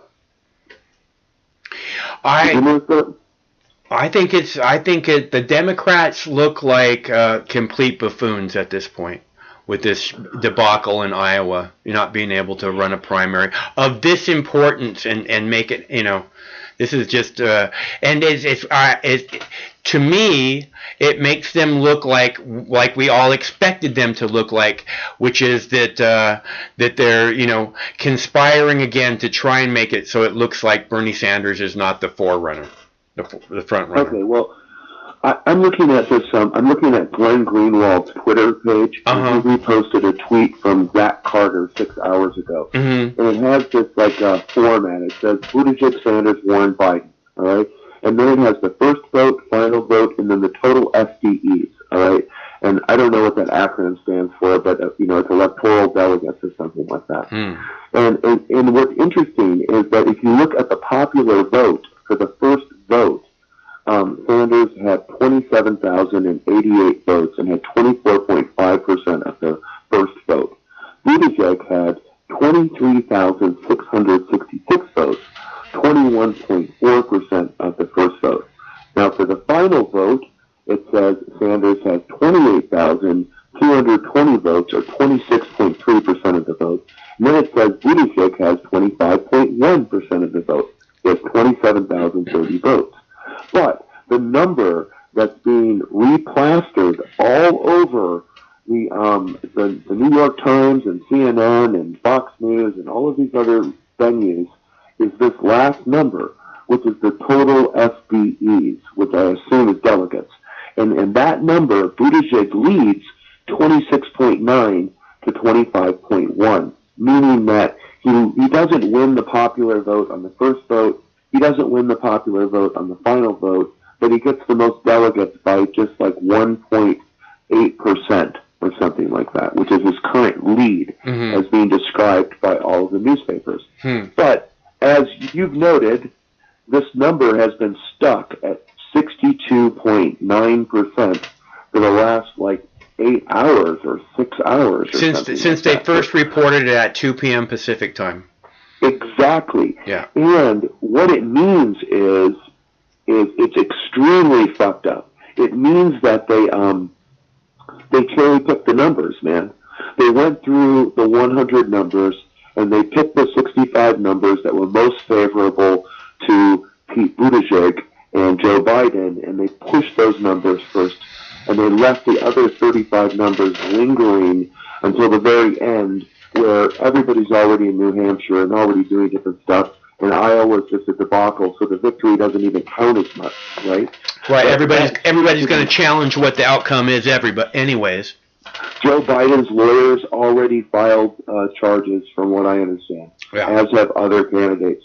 So it's going to even be contested. Right. So it'll be a stain on the whole program. That's already happened, and it's being facilitated by every single media outlet right now in the United States.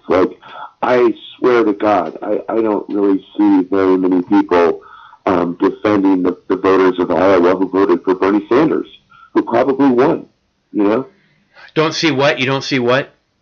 I don't see the mainstream media very concerned about the voters in Iowa who probably chose Bernie Sanders as their candidate for the Democratic nominee for president, is what I'm saying, is that the whole spin of the story actually discredits these people who voted for Bernie Sanders, just puts them kind of off to the side. And like we talked about last Friday, the big deal about the Iowa caucus is that it's retail politics. So this is what the Democratic candidates spent the last 6 fucking months doing. Right. Going to Iowa and talking to these people and introducing themselves to them people for the results that were supposed to occur last night. So it's kind of just discrediting all retail politics, because now, from this point forward in the Democratic primaries, it's just going to be about money and television advertising and driving by bus from state to state and flying from airplane to state, dropping out of an airplane in an airport for 5 minutes and talking to TV cameras, getting back on an airplane. This was the moment for retail politics, and the mass media basically just said, fuck you, to the people who participated in the process, I think. I think the mass media has been saying fuck you to the people for a long time, in so many different ways. Their job is to be a watchdog for the people, and they don't do anything like that. So it's really sad. Our media is really fucked up.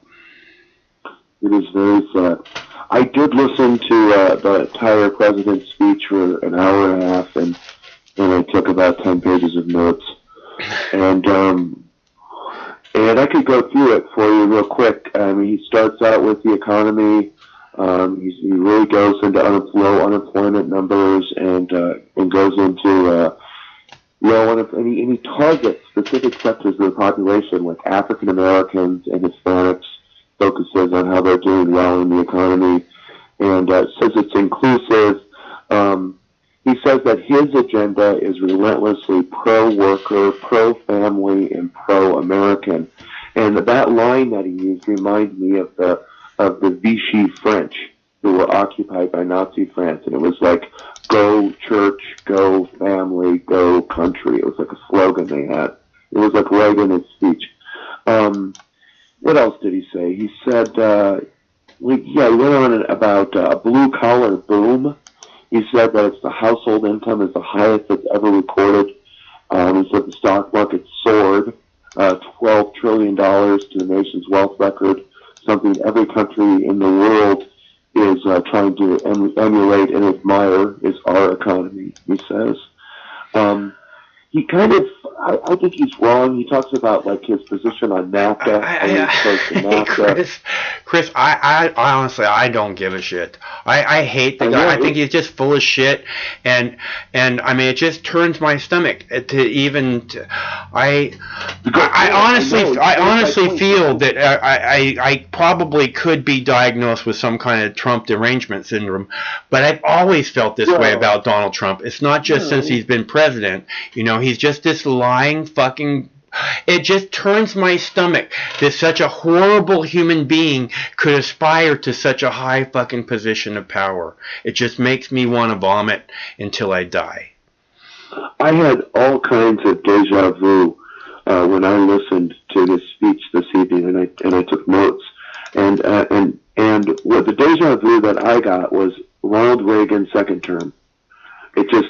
He seemed to have almost the same level of dementia as Ronald Reagan had 4 years in, and he's really settled into this kind of neoconservative ideology. He's really pro-Israel, and he just assassinated that guy in Iran. He made a note about that in his speech, you know.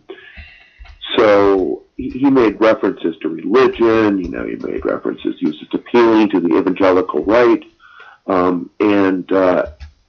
I think it's a scary time because I think he's going to win right now. My gut feeling would say that based on the response, I think too many people are watching television, Mike, and I don't think they're using critical analysis, and they're just kind of like walking into this American nationalism, right? And that's, you know, if I use the word fascism, I mean very specifically what I'm saying.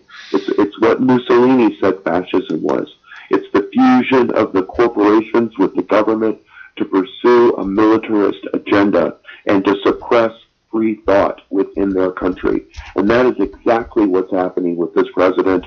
And the Democrats are facilitating it because the only candidate they have who could beat him is just being held back from even offering an opportunity.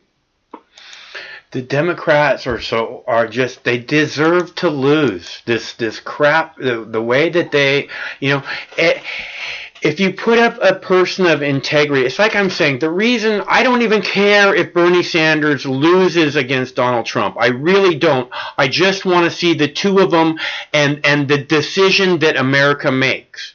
That's what I want to see. I want to see America have a real choice, you know, between you know, somebody who's actually been there for the working class people his entire career and this fucking bullshit artist. And I want to see what the heart, and then I can fucking go off and say, fuck you, America, or whatever. You know what I mean? It's like there's just no hope left. If he gets fucked over by midsummer, you know, at the Democratic convention, you can make another decision. You can choose to support a libertarian or a third-party candidate at that point in time. If it's very clear, you're not obliged to vote for Pete Buttigieg or Joe Biden if you don't want to. So don't. You vote for somebody else.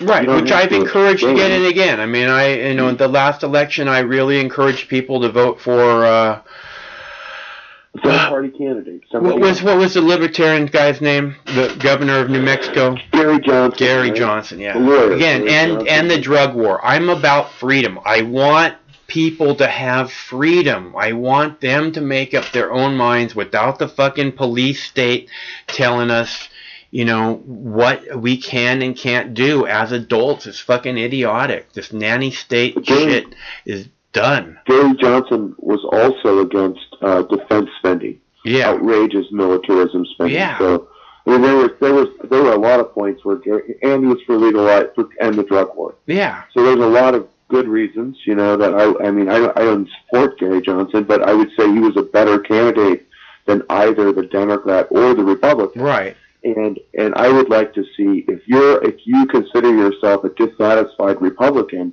or a dissatisfied Trumpster, I would really encourage you to vote for a libertarian. And in turn, if you call yourself a progressive, I swear to God, I don't understand why you're supporting the Democratic Party at all. and that includes the Bernie Sanders supporters. And they're just getting a cruel awakening. I mean, I don't know what they thought was the reality after 2016, but this is the reality that we live in. The Democratic Party is a private organization. It's owned by wealthy people. They put forward the candidate they want to put forward, and the votes don't really have very much to do with it. Jackie Cat, you seen that documentary about John McAfee? It's hilarious. That's all. Every time I see his name, that's all I can think about. What? Go ahead, Chris. You saw that film about John McAfee, the billionaire guy in Belize? Yeah, I think I recommended it to you, didn't I?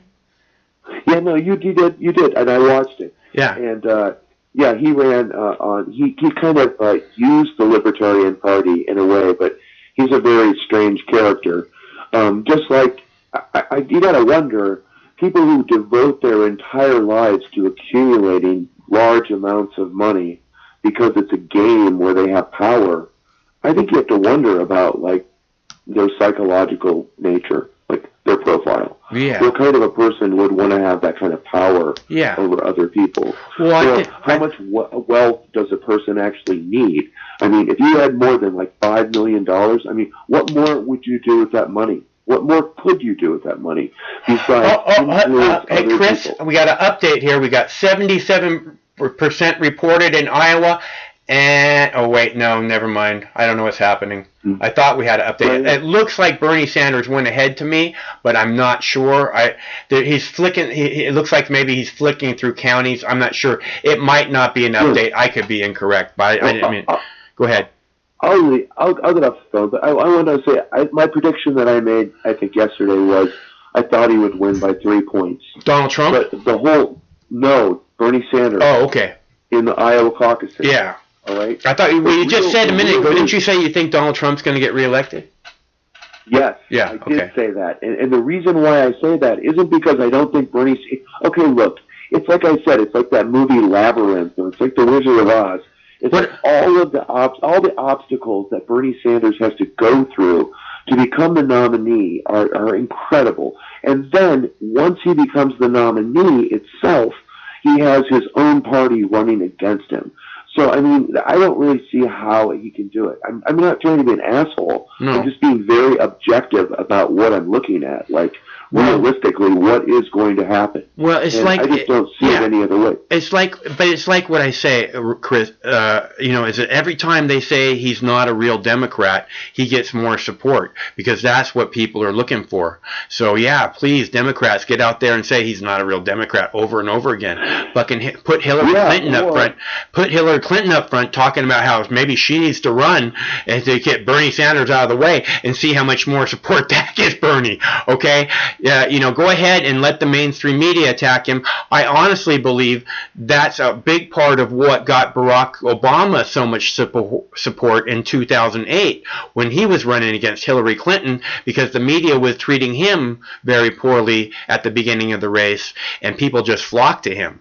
So, those kind of hurdles can be overcome, is all I'm saying. And again, I think it comes down to if he picks Tulsi Gabbard as his running mate, that will pull a lot of Trump supporters. Well, this is what I would encourage Sandinistas to do, and that would include Doppel and other people who eloquently argue for Sanders in the comment threads. I would say that if you are, I would say I'm a registered Democrat. I would contact your local Democratic Party and your state Democratic Party and just straight up tell them that if I see any kind of shenanigans at all, I will not vote for any Democratic candidates and will encourage Bernie Sanders to run as an independent. And if 5 million of his 10 million followers wrote a letter like that to their local Democratic Party and to their state Democratic Party, then maybe they might change their tune. Other than that, I think the guy should just leave the party and start a third party if he doesn't get it. I've said that. I've been very consistent with that. I think that's I think that, he's not a Democrat, so he's not actually part of the party. He should really, him and Tulsi Gabbard and Andrew Yang should probably get together and make something really awesome happen if they want to stay in politics.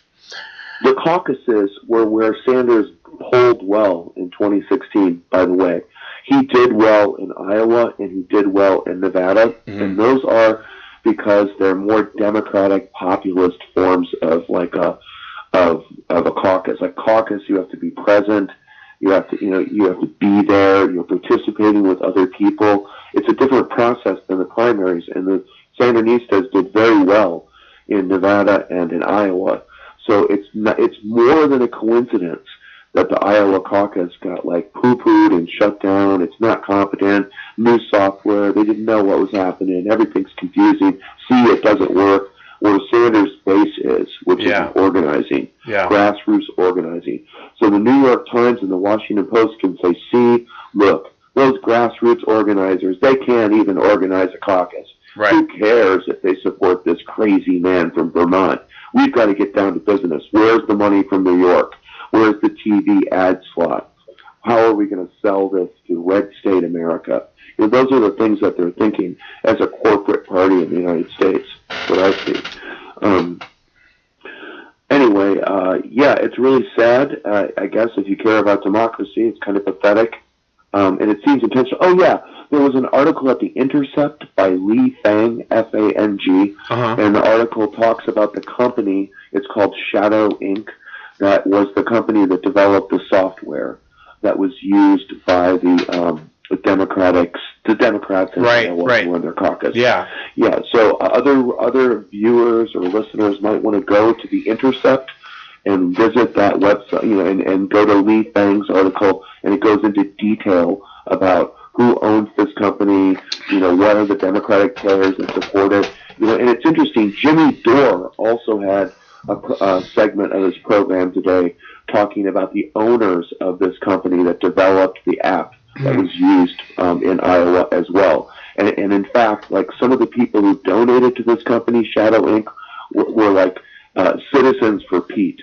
Citizens for Pete. They gave $40,000 or something to this company for startup money to start their app.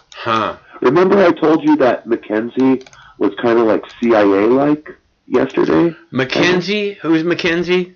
It's the consulting firm that Pete Buttigieg works for. Right. Yeah. Anyway, I'm just saying, lots of things that people could look at if they wanted to look into depth about how this was rigged. And the president's speech, sounded like, something out of, I don't know, something said in the 1930s in front of a radio. I mean, it's crazy stuff, man, the stuff that he was saying. Anyway, that's my opinion about Donald Trump. Yeah, I listen to other calls. Yeah. Okay, Chris. Thanks a lot for calling. It's good to hear from you. Thank you, Max. Have a good night. Okay, you too. And I honestly I can't listen because it's he just acts. He says things like we lifted 20 million people off of food stamps, and that just fucking lifted people off of food stamps. No, you took away their fucking food. I mean, some people might not need food stamps that are on food stamps, but most people that are on food stamps need food stamps. So, and those aren't the people that are taking advantage of America. Okay? The people getting food. They're not taking advantage of people getting fucking rich off of war are the ones taking advantage of America. We need to recognize the correct enemy. Okay? The ones getting rich off of war are the ones that are our enemy. The ones who get help getting food are our brothers. The ones getting rich off of war would kill you if it made them another shiny penny. That's all they care about. Okay? A man has got to have priorities. What are yours? We can be the superheroes that we're waiting for. We just need to lose these labels and come together to decide what the priorities are moving forward so that we can have the world we deserve. It's just a matter of us coming together. It's really simple. Because we have the power. We have the numbers. Fuck the government. Fuck the rich. You know? We just give the people freedom. Protect the people's freedom. Make it so that people who need food don't have to steal or beg in order to get food. You know, because we're a Christian nation. That's what a Christian nation would do. I think, if I understand the word Christian correctly, maybe I don't understand what that word means.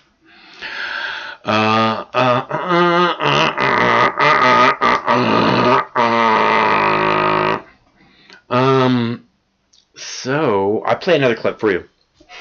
Let's see. We have Victoria's Secret's clip, a little eye candy for you. We have, let's see, what other clips do we have? We have clip number 4, which is a fucking tiger. There's a fucking tiger. I don't see no fucking tiger. What are you talking about, fucking tiger? These guys are fucking with me. Fucking tiger! Let's see. And, canine takedown. You want to see the canine takedown?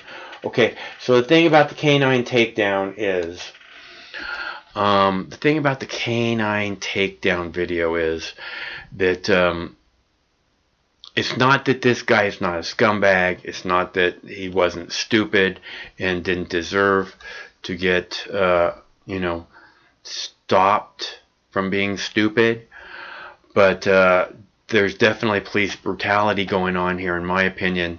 And this shit, and you can see it clearly, they do the same thing, only this time it's with the dog. They do the same thing that they always do when they're committing their police brutality. They're beating people with a stick and they're saying stop resisting. They're kicking people in their knees, they're stomping on their ankles, they're kicking them in these vital points with their steel-toed shoes and saying stop resisting, stop resisting.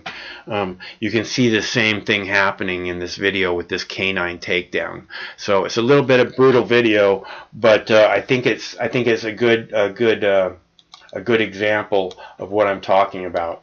There's definitely, in my opinion, police brutality going on here.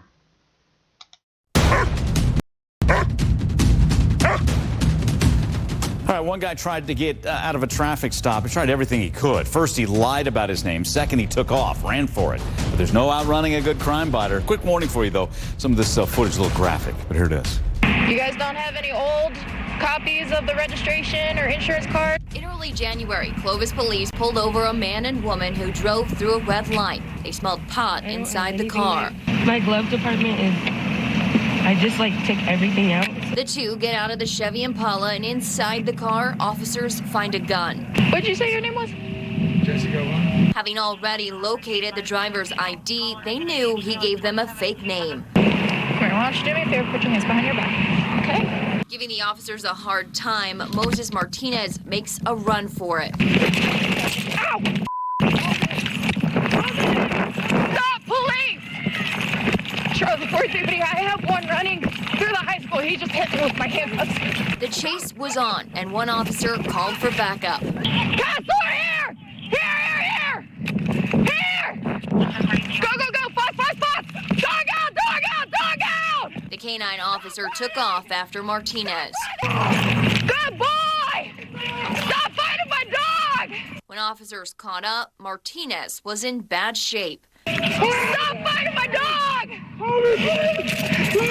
Stop resisting! Bit on the leg, thigh, and butt. He was writhing in pain. His injuries seen here, and the cop he fled from took a cuff to her face, too. Yeah, you shouldn't have ran. I didn't mean to hit you. Yeah, you hit her. So you're under arrest for resisting, concealing, battery on assault. officer. Those canine officers don't play. Our thanks to Rebecca Atkins from our affiliate KRQE for that report. Now, that suspect had 2 warrants out for his arrest, and a judge has since decided to hold him in jail until his trial.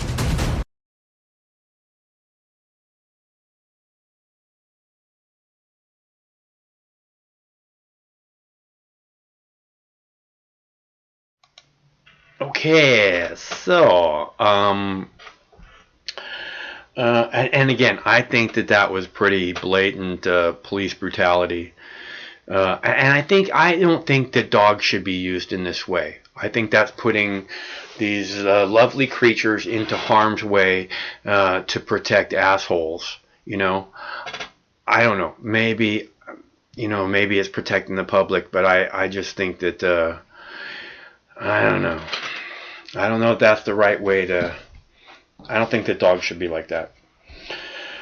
And it's obvious that's what was going on. The guy's fucking laying on his back with just his hands out, and there's like stop resisting, and the dog's trying to rip his fucking leg off. Right? The dog is literally trying to take his bicep, not his bicep, but his calf muscle off his fucking leg. The dog's trying to rip it off his leg.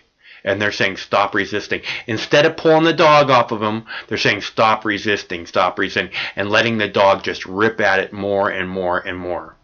Those people are fucked up, And I would hope that they keep that dog in a cage when it's not, in the car. I hope they keep it in a cage because it belongs in a cage. It's a danger to people and children. And that's just my opinion. So, if anybody gives a fuck. Oh, I'm sorry. I'm swearing too much, apparently. Okay. Yeah, and they act like they love the dog so much. Don't you hurt my dog. Don't you. My dog. Fuck you. You put your dog right there where it could get stabbed or whatever. You don't care about that dog.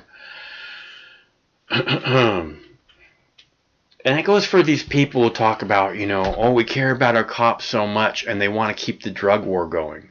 The drug war has failed. It's brought us a heroin epidemic, and all it does is to create more crime and put more cops into harm's way, right?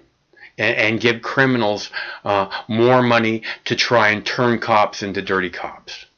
It's just idiotic. It just is stupid, and it's got to end. And we know for a fact the drug war is not going to end under Donald Trump. And we know for a fact Bernie Sanders has said, as president, I will end the so-called war on drugs. And the reason he calls it the so-called war on drugs is because it's not a war on drugs. All it does is make a giant black market where every drug under the sun can be sold. That's all the drug war does. It's a war on your neighbors. It's a war on your children. It's a green light for fucking adrenaline junkie comply or die cops to be able to ruin your 15-year-old son's life because he had a flower in his pocket. Fuck that. That doesn't, and it gives us a heroin epidemic, We don't need the DEA, and we don't need this drug war. Clearly, both of them are as big of failures as anything could ever be. How many more generations are we going to allow this to go on? And this is a call-in show, and my name is Mike, and this is my YouTube page, Mox News. Thanks so much for tuning in. It's always better when you're here. Never forget that. In fact, it would be completely meaningless without you. That's how valuable you are to me. But it is a call-in show. The number is 805-669-6397. If anyone would like to talk about whatever. And I was wrong about there being an update on the I was wrong that there was being an update as to the vote percentage of the vote counted in Iowa. It was one of the douchebags on MSNBC going through Iowa county by county trying to brainwash us into believing what it is they want us to believe, when only 62% of the vote is still being reported in Iowa after since 2 p.m. this afternoon. So it took from last night 5 p.m. Pacific time. Last night, 5 p.m. Pacific time. It took until last night, 6 p.m. Pacific time. I think that's when the caucuses closed, something like that. Until 2 p.m. the next day to get 62% of the vote tallied in Iowa. Till 2 p.m. Pacific time today. And now we're still at 62% today. And what is it? It came out at 2 p.m., so that's 7 hours later.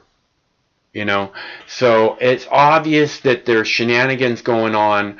The Democrats make the United States look like a fucking banana republic with their political fucking impeachment coup attempt failed. Horribly failed, you know, idiotic. I mean, not that Donald Trump, again, doesn't deserve to be impeached. He absolutely does for his being, because he's a threat to our Constitution and our freedom of speech.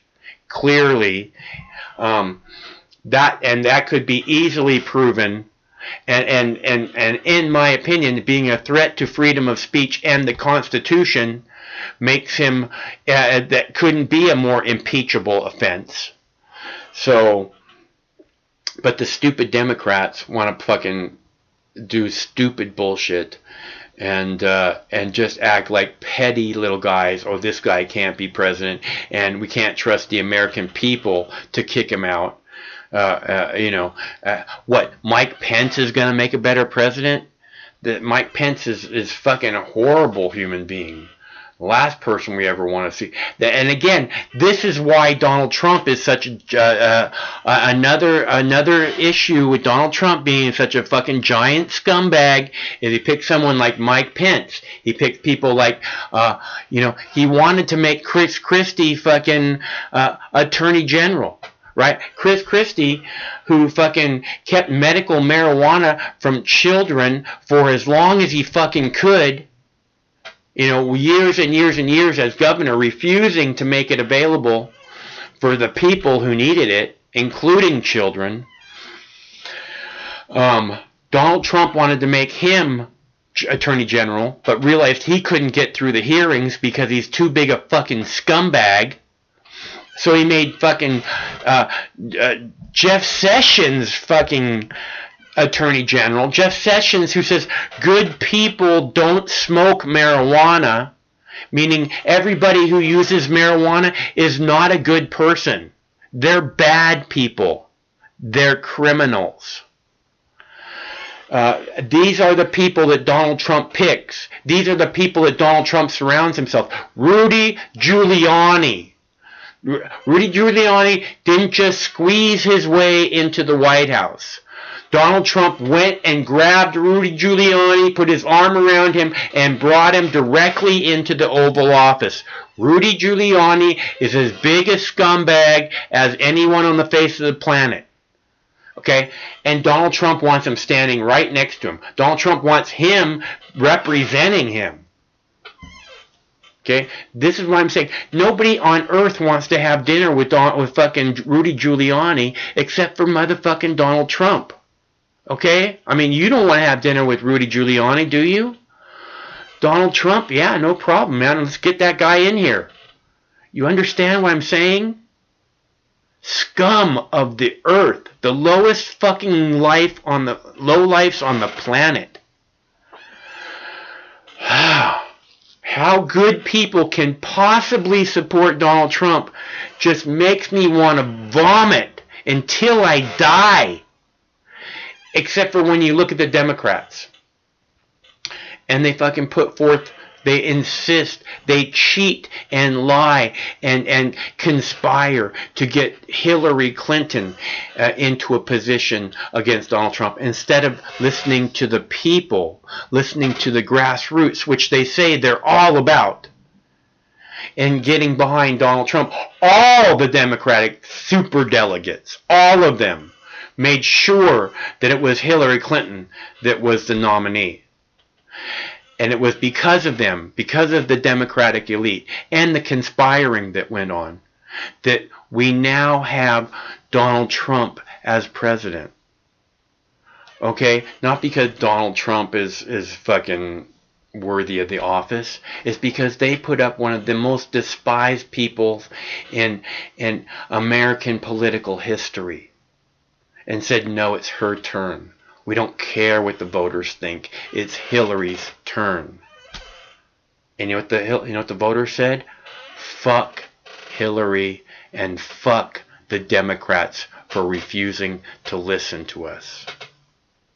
Okay? So, and again, we see the bullshit going on in Iowa. We all knew there was going to be shenanigans pulled in Iowa by the Democrats, or at least in this election, as Chris from Olympia said. He said, we knew that it was going to happen. I just didn't expect to see it happen so quickly.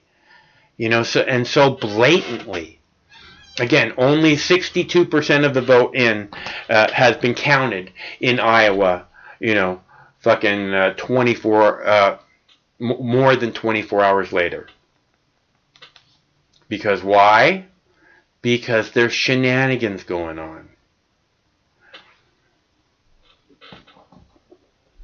New Iowa results just in. Oh, what's it say? What's it say? Ooh, 71% of the vote? Is that what it says? 71% of the vote. Wait. It says 71% of the vote in. I'm seeing different things. They're still saying Pete Buttigieg is ahead. The guy that nobody heard of before, 6 months ago. The guy nobody heard of 6 months ago is winning in Iowa with now 71% of the vote in. 71%. They jumped up a whole 9% in the last 10 hours or whatever. 7.5 hours. Those guys in Iowa are really on it, huh? You think they'll actually get the vote counted tonight? Wow, what a fucking joke. The Democrats look horrible, okay? Whoever the Democratic leadership, you know, in the DNC, in Washington, D.C., all those people have to go. And it's sad because what you're going to get is going to be, well, you can either vote for a Democrat or Republican. And that means that the Democrats that are already there aren't going to go, or they're going to be replaced by some fucking piece of shit Republican. You can either have a piece of shit Democrat or a piece of shit Republican. Your choice.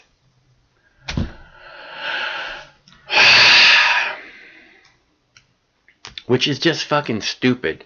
We deserve better, and we can do something better, and it'd be really nice if we started heading in that direction.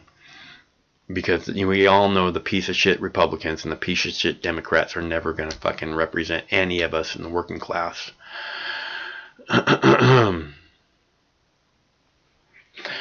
Nobody wants to call? Want me to play another clip? I'll play another clip. I can do that. Nobody even wants to talk about the canine brutality clip? Oh, man. Okay, I got a coronavirus update, and I have Victoria's Secrets. You guys are going to want to stick around for the Victoria's Secrets clip, right? Coronavirus update. Ready for a coronavirus update? Is that what you want? I can give that to you if you want a coronavirus update. I got a coronavirus update. All right, I'm going to play a coronavirus update. Here it goes. Since we don't have callers, if there was callers, I'd do something different, but I would talk. But I don't want to keep going. I've been talking enough already. Thank you. There is also a developing headline tonight in the coronavirus emergency. Hundreds of Americans on 2 separate planes. They're on their way home from China tonight. And this sobering number now, cases in China now topping 20,000. U.S. Embassy staff in protective gear greeting some 400 people at the airport in Wuhan. Those 2 flights taking off from military bases in the U.S., where the evacuees will then be quarantined. And tonight it all comes as a child already back in the U.S., part of the first group to be quarantined here, has now been rushed to the hospital. ABC's Will Carr is at Travis Air Force Base tonight, where it's believed this next round of evacuees are now headed. Tonight, roughly 400 Americans who have been waiting for weeks are finally evacuating China's hot zone for the novel coronavirus. Daisy Roth and her young daughters, Abigail and Adeline, are on a flight back after getting stuck in Wuhan on a trip to see their family. In Wisconsin, Dad Samuel is anxiously waiting for his family to come home. A great sign of relief that they're on that plane, they'll land in the United States, and we'll be that much closer together. 2 flights are now headed first to California's Travis Air Force Base. Every passenger will then be placed in quarantine on one of 4 military bases in the United States. So they did give us 2 hotel rooms here. At March Air Force Base in Riverside, California, where 195 American evacuees from Wuhan are currently quarantined, a child just developed a fever. Authorities racing the child to a nearby hospital for testing. Globally, the coronavirus continues to spread rapidly, infecting 20,000 people, mostly in China. The death toll now stands at 425. Chinese state television documenting a record 10-day construction of 2 massive hospitals.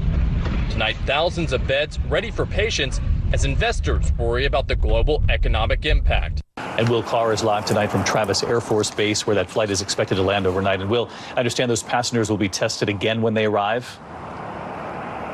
They'll be tested right when they get off that plane, David. After that, authorities are being tight-lipped about what happens. We do know everyone will be quarantined for at least 2 weeks, and it comes as we just learned that 10 passengers on a quarantine cruise ship in Japan just tested positive tonight. David.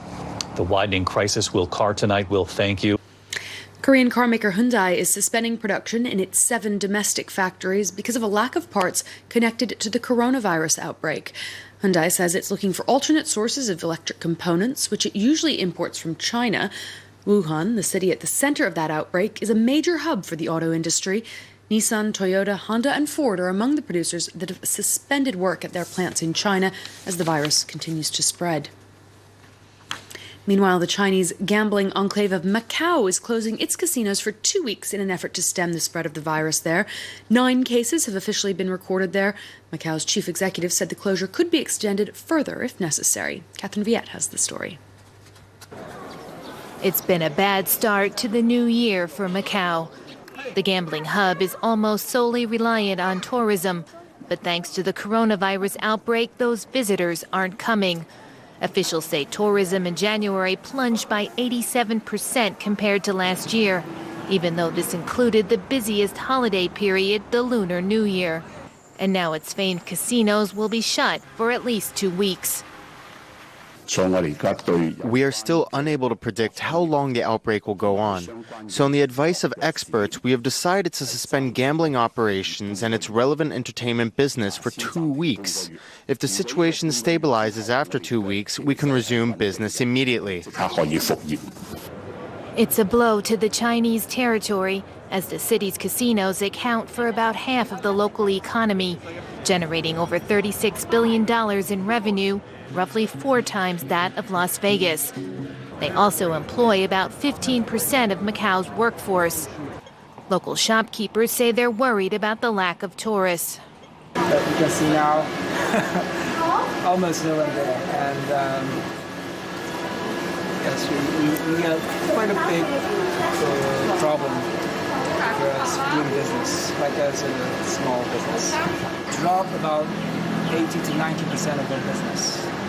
Officials are urging people to reduce unnecessary trips and to wear face masks when going out.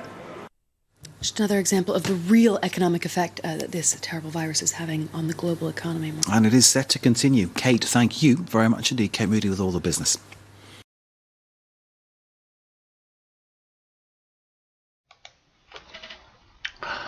I thought the streets of Macau being all quiet like that is very interesting. And shutting down the casinos. I hate the casinos, man. You know, everybody touches everything, and then you touch everything, and everybody's smoking, and everybody touching money. Dirty. Don't like casinos. Casinos are I worked in the casino for a few years in Tahoe, which was very nice place to live, very nice place to work. The casino there was actually a really nice place to work. But I honestly believe the floor of the casino, where you're surrounded by all the gaming, is one of the most negative places you can possibly put yourself in. Because there's all this, again, smoking, a lot of smoking, and there's people that are angry because they just did something stupid, like lost $1,000 or $10,000 or whatever, and they're continuing to, and there's desperation, and there's all this like tension and negativity. So I don't spend any time in the casino except for the restaurant. Because it's just, I don't, it makes me feel stupid, to lose money in a place where, this is like costing a fortune just to keep the lights on, and they get that because, because everybody dreams of being rich, I guess. I don't know. It seems like there's rich people in there already. Most of the people in there already have money. Otherwise they wouldn't be able to be there throwing it away, I don't know. There's a, I get there's a thrill, there's an adrenaline rush that doesn't probably compare to a lot of other things that you get from gambling when you're on a roll. When you're on a roll, I was playing Baccarat one night in Tahoe, and I started off with $200, and I had like $5,000 in front of me, and my coworkers kept coming up to me and were like, "Dude, that's a lot of money. You should go home. You should go home." I'm like, "Fuck you! Get away from me! I can't stand this. Is like." I just, I don't ever gamble anymore. I just don't do it because I don't want to feel stupid. But, telling adults how they're supposed to act, Yeah, oh, that's a lot of money, you should go. It's like, so my next door neighbor finally came over and he says, "Dude, just give me half of what you got and I'll take it home and it'll be there when you get home, Like, whatever, here's $3,000. And I stayed there and played, and I didn't win, I didn't lose after that. I turned out pretty much even. But it was, and I knew that if I did stick around Tahoe, at that point, that's when I moved to Maui. I knew at that point that was my big win, and I knew if I stuck around that money was going to go back to the tables eventually. So because I actually paid the casino to work for them, I would make like $100 a day in tips, and they would pay me like, I don't know, $40 a day in wages, right? So I make $100 a day in tips, and then I go and give it to the casino. I give it to the tables at night, and then they give me back $40 in my paycheck. So I could always have money to pay the rent in my paycheck, and they actually fed me 3 meals a day, so I could go at any time and get food. So I wasn't worried about food. I wasn't worried about that. I just fucking go spend all my money. So I don't do that anymore, because that's just stupid. I'm probably not very good at it. That's probably part of it. Because like Craig is really good at it.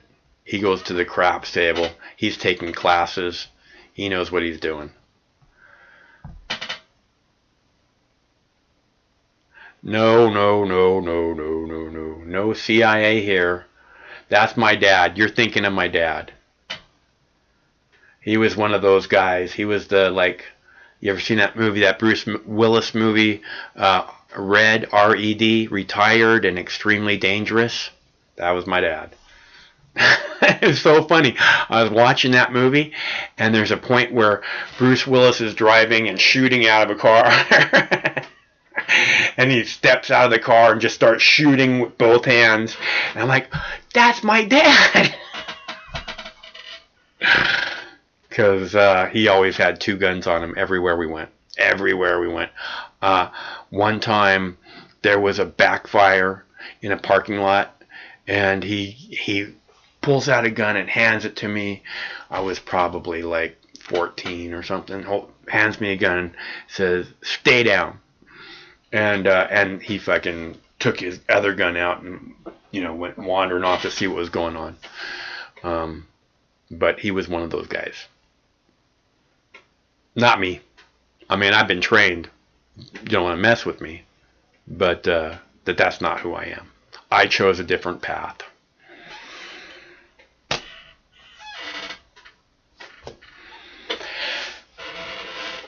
Yeah, I do. He was a badass. We'd leave the house and he'd be like, "Oh man, I forgot to take a gun," and we'd be like 5-10 miles from the house and be like, "Turn around and go get 2 guns." Forgot to get a gun. How could you forget to get a gun? You never forget to get a gun. We went to a restaurant, a really nice restaurant in Phoenix, Arizona, one time, right? And we go. We go walking in, and it's like a really nice steakhouse, and my dad's walking in, and he's like walking, he's got his hand like this, right, and he goes up to the maitre, he's like, "Where's the bathroom?" And the maitre d' points down the hallway, and he goes down the hallway, holding his hand like that, and I go, and the maitre d' says, "Is he okay? Is he going to need assistance?" And I said, "Oh yeah, he's fine. His gun is slipping down his pants." And he's like, "Oh, he can't bring a gun in here." And I just started laughing in his face. I was like, "Oh, you're serious? Well, you'll have to tell him." Because he takes a gun where he wants to take a gun. And that's all there is to it. No Glocks. He didn't believe in Glocks. He likes guns that have an actual hammer on them. Don't like the Glocks. There's no hammer. Gun should have a hammer. It's kind of a safety feature, He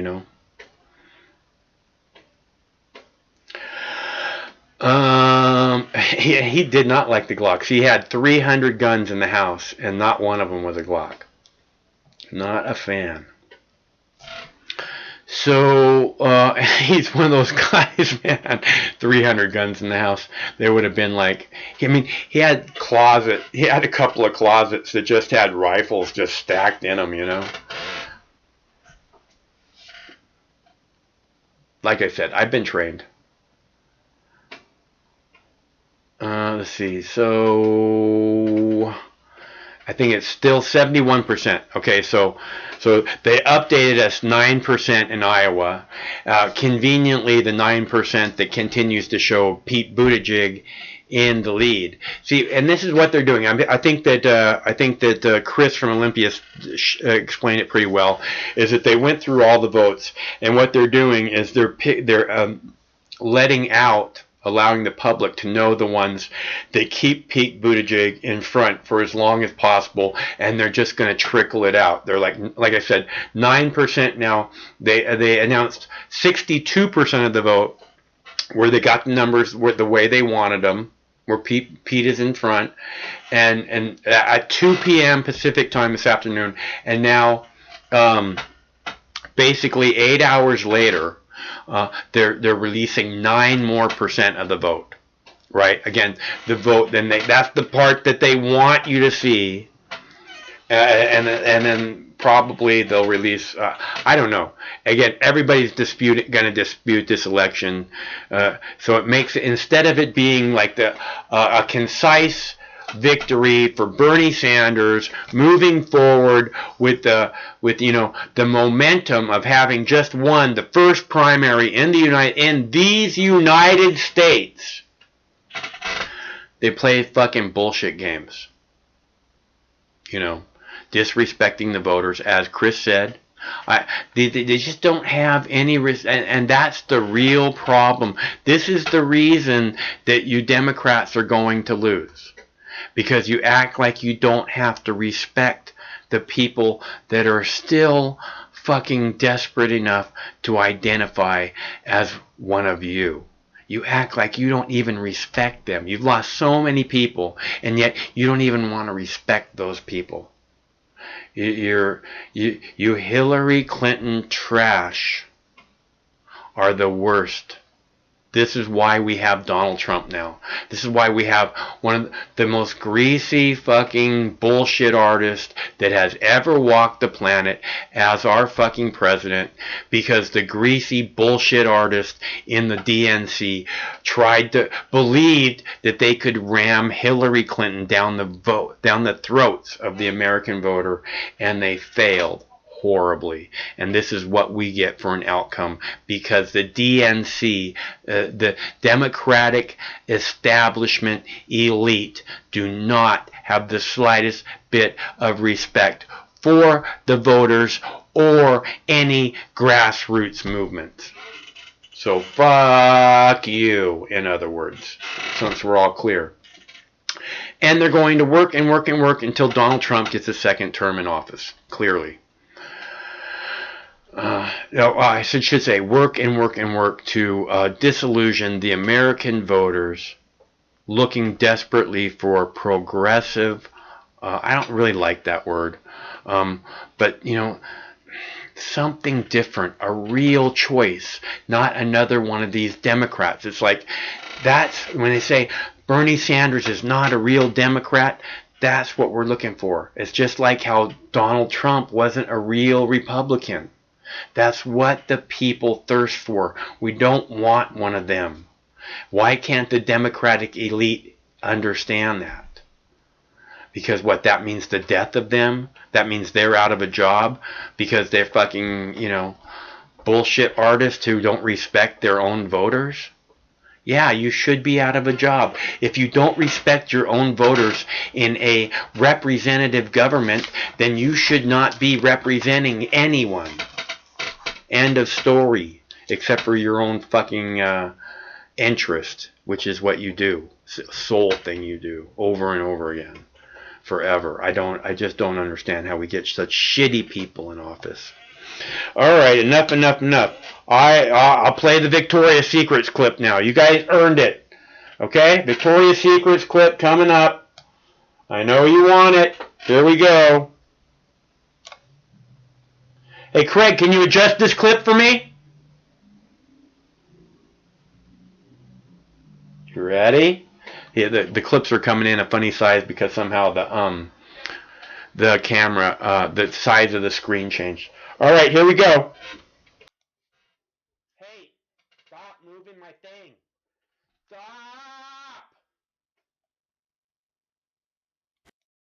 Victoria's Secret. The name alone evokes plenty of images, among them this, lingerie-clad models on a runway, right? Well, now a shocking New York Times report says 2 top executives oversaw a culture of misogyny, bullying, and harassment. The Times says it combed through court filings and spoke to more than 30 current and former executives, along with models and employees, and its investigation reportedly uncovered a slew of complaints against Ed Razek. He's a top executive at Victoria's Secret's parent company, saying he acted inappropriately on several occasions. Other executives say they told his boss, L Brand CEO and founder Leslie Wexner, about this, but nothing was done, they say. And according to the New York Times report, some women who complained said they faced retaliation. Now, we have reached out to Razek about these allegations. We have not heard back, but here is what he told the New York Times. Quote, the accusations in this reporting are categorically untrue, misconstrued, or taken out of context. I've been fortunate to work with countless world-class models and gifted professionals and take great pride in the mutual respect we have for each other. We have also reached out to Les Wexner repeatedly, Razek's former boss. We have not heard back, and he declined to comment to the Times. Meanwhile, Victoria's Secret's parent company issued this statement saying, in part, we can assure you the company is intensely focused on corporate governance. They also say that they have 8,000 associates around the world. 90% of them are female. And with the adoption in recent years of even more robust anti-harassment policies, hotline reporting, and training, they say they've made significant strides in ensuring that the company has a safe, empowering workplace for every associate. They said, quote, we regret any instance where we did not achieve this objective, and they're committed to continuous improvement and complete accountability. So I want to bring someone in who's very familiar with the modeling industry, Emmy, who I should point out is not affiliated with Victoria's Secret in any way. But Emmy, you know this well, the modeling world, it's based on appearance. So how do you argue what crosses the line when it comes to comments about how you look? Oh, it's inappropriate at the least.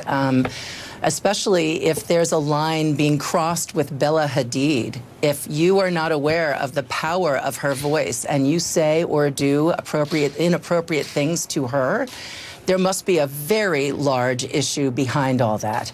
And this is a great opportunity for L Brands and for Victoria's Secret to turn the ship. If they don't, they're going to lose their market share even more than it is today. I wonder about your own personal experience as well. You're a plus-size model, and what kind of comments did you experience, and how did you respond? Oh, very early on, Lynn, in my career, it almost kicked me right out of the business. I was called a fatty for my first big shoot in New York City in 1993. And what I realized a couple years later, when I started getting more celebrity and being, an advocate for women, for body image and self-esteem, and loving the body that you've got, the photographer who called me a fatty actually said, "Oh, we've got a shoot together. This is incredible." And it taught me that there's different types of bullies out there, and that if you let anybody knock you down, that's really not it's your fault. You have to lead your life from the inside out and let other people deal with themselves. But in the situation with Victoria's Secret, it's very, very good that these people, individuals, men and women, have been talking and communicating through HR as well as into with the New York Times article. And this is why you're so great at empowering women. It usually says more about the bully than it does about anything else. Yes? Oh, absolutely. Don't let them take you down. That's right, girl. I love that you point that out. Victoria's Secret saying, listen, 90% of this company is female. They say they do what most companies do now, train. They have policies to prevent harassment. So if there is someone who doesn't follow these rules that a corporation has, and you feel like you're going to be retaliated against if you report the harassment, what are you to do? It's very difficult. You need to have your plan B. If you do go up and you use your voice with HR and you have a situation where all of a sudden you get handed your pink slip, you need to be prepared. So be smart. Also, number two, why go and seek a job within a corporation that does not support women, men, and all those in between? If you do not want to be harassed, if you do not want to work in a certain culture that doesn't support you as an individual, don't apply. So, and also to the purchasers, everyone out there that is seeing all this unfold, even more so than we heard back in 6 months ago, your purchasing power is vitally important. Figure out where you want to put it. Do you want to put it in a place that doesn't treat people fairly in the workplace or elsewhere? That's really up to us. Emmy, you do a great job, as always, communicating your message. Thank you so much. Great to have you here. Thank you, Lynn. Well, here is the simple truth. I know that there might be some of you at home arguing, listen, these are Victoria's Secret models. They're quote-unquote asking for it. They're wearing next to nothing. They're strutting on a one-way, and it's going to elicit a fair share of comments about your body. And listen, the same is true about anyone who puts themselves in the public eye. It's not just men who make comments. Women do it too. I've actually spoken out on this topic before for the opposite reasons. I've written for Parents Magazine about the objectification of our bodies as news anchors. You know, many have been shamed, not for modeling a bikini, of course, but for getting bigger or smaller. I mean, I spent 2 pregnancies in front of the camera, and here's what I took away. I had my fair share of comments reminding me I was getting bigger on your television. And I've always understood that this is a sad reality of this profession. No matter how hard I work on writing or reporting, the vast majority of comments are on my appearance, good or bad. But keep in mind, women doing their job, whether it's on a runway or in an office, are doing just that, their job. If some feel it's okay to comment on what they see, there is that reminder out there that it's just not. And that's the simple truth.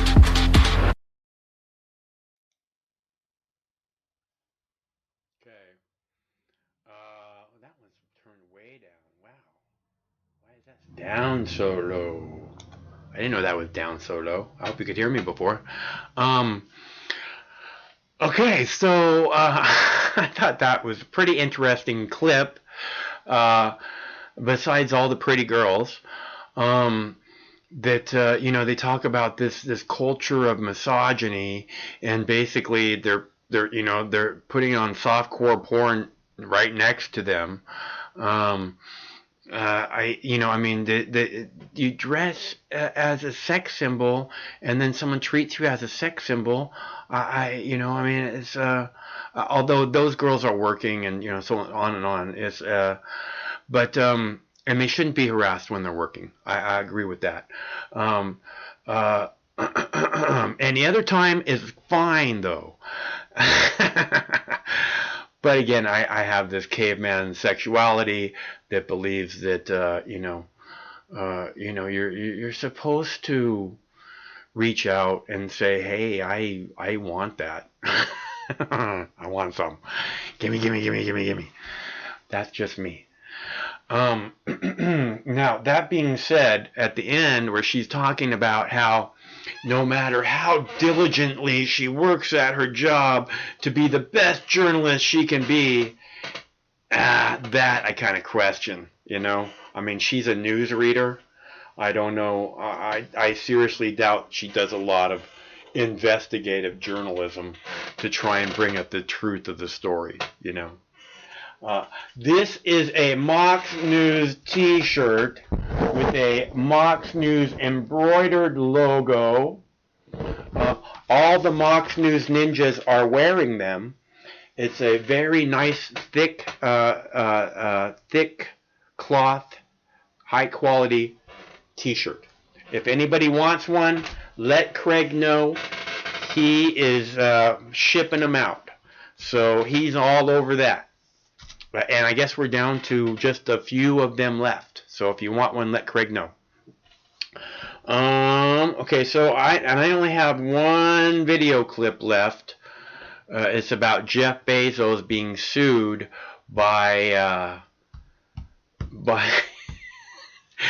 the woman that broke up his marriage, the brother of the woman who broke up his marriage, which is crazy. So if you want to see that video, he's saying that Jeff Bezos defamed him by saying that he's the one responsible for outing the relationship that Jeff Bezos was having with this other woman, which caused a divorce. So, and he's saying that Jeff Bezos defamed his character by saying he's the one responsible for releasing these pictures that cost him his marriage or whatever. It seems like Jeff Bezos has a better lawsuit than this other guy, apparently. But who gives a fuck about the rich guys? I just had that one in there in case you guys want to see it. Again, we are at just about an hour ago, they updated the Iowa vote count from the caucuses from yesterday. At 2 p.m., they updated us with 62% of the vote. And now, about an hour ago, they updated us with an additional 9% of the vote, bringing the total votes counted to 71%. And they're saying that Buttigieg is still in the lead by a little over 1.5% or so. But again, as Chris pointed out, what they're doing is they're handpicking the votes that they want to count in order to make it look like Buttigieg is the winner until we get down the road a little bit, and we can go, oh well, here's a whole bunch more. Here's another 9%. Oh look, Bernie Sanders is catching up. Oh, here's another 9%. Oh, Bernie's pulling ahead. And then here's the other 20% in which Bernie fucking trounces Al the assholes. But you would think if they did it that way, that it would be pretty clear that they were pulling some pretty fucking bullshit shenanigans, right? So let's see what happens. Stay tuned. We'll find out. Other than that, if anybody wants to call, the telephone number is 805-669-6397. And we have been at it now for 3 hours, So if you want to continue on, I don't think we're going to get, it's late in Iowa. I seriously doubt that we're going to get another update tonight on the vote count. Like I said, they're going to trickle this out in order to make it look like Pete Buttigieg is in the lead for as long as possible. And which my guess is, as long as possible, is until they release a little bit more of the vote count, which is another 9-10% of the vote count, and then Bernie Sanders will go ahead. But I don't think they're going to do it tonight because they roll up the sidewalks in Des Moines at fucking 7 p.m. or whatever. So I think we're done for this evening. Which is just, again, it's the Democrats, you think, how can good people support someone like Donald Trump? This greaseball bullshit artist from New York, this billionaire born with a gold spoon in his mouth, piece of garbage, quintessential New York douchebag. How can good people support someone like that? Because the Democrats make themselves look even worse. Because the Democrats look like they can't even hear the voices of their own voters. And in fact, the Democrats look like they reject the voices of their own voters. So, in doing so, they make themselves look even worse than Donald Trump. And it's just sad. Because that means we get another fucking 4 years. That means, and because the way I see it right now, a vote for Donald Trump means a vote for war with Iran.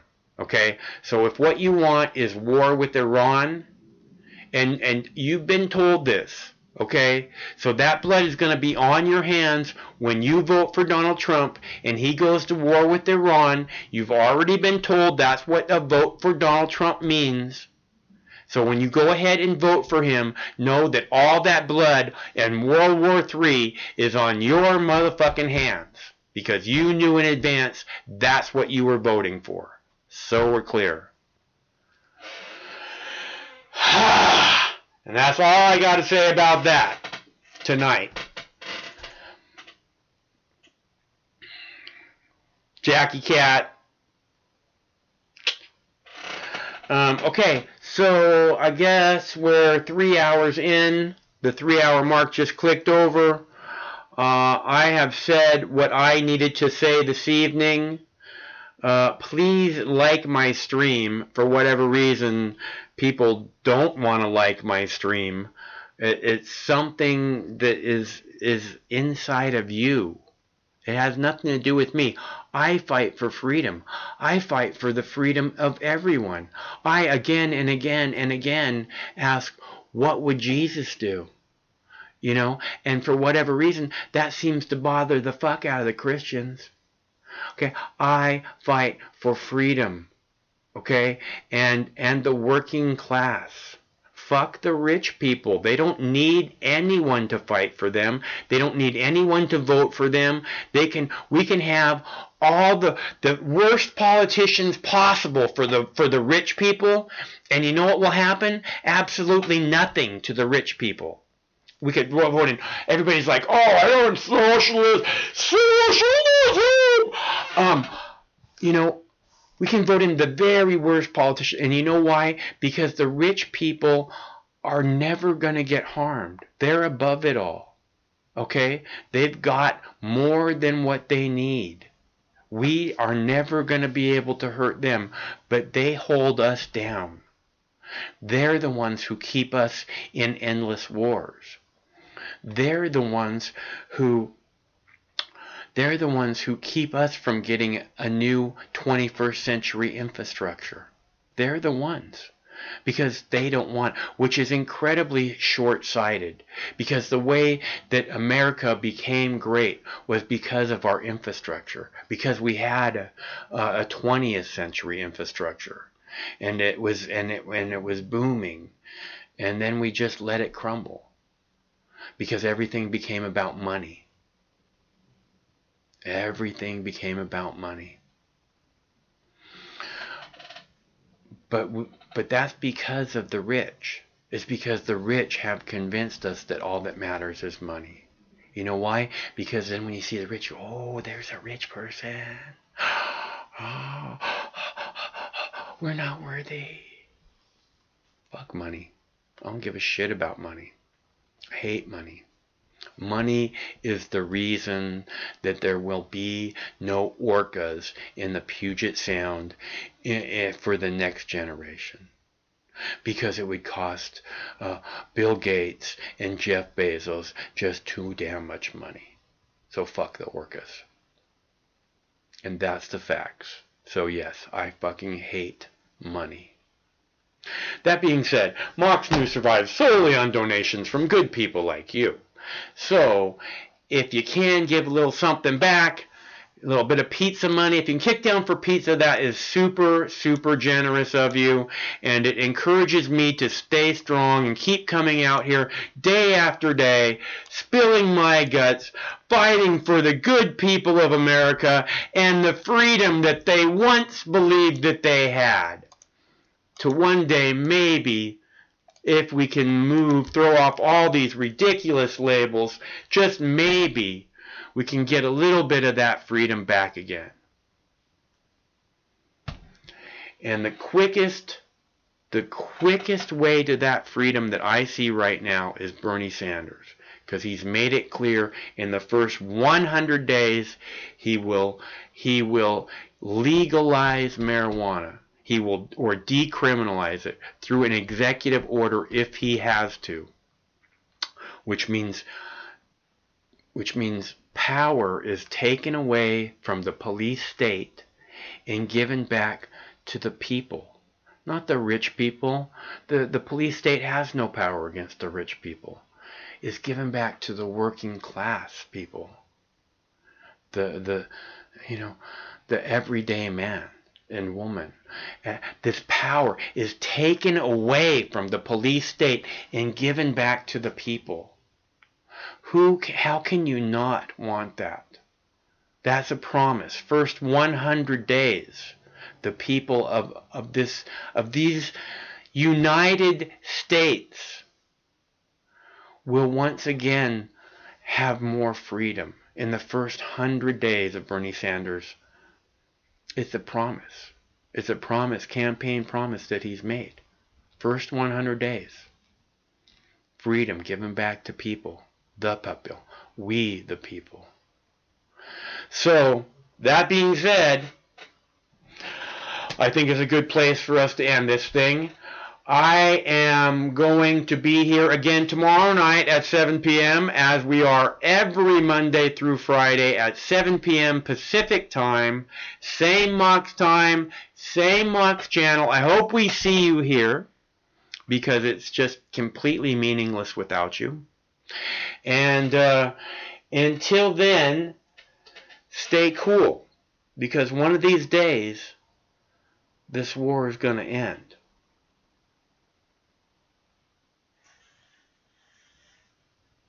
No matter which mouth you feed on a two-headed snake, it still shits the same turd.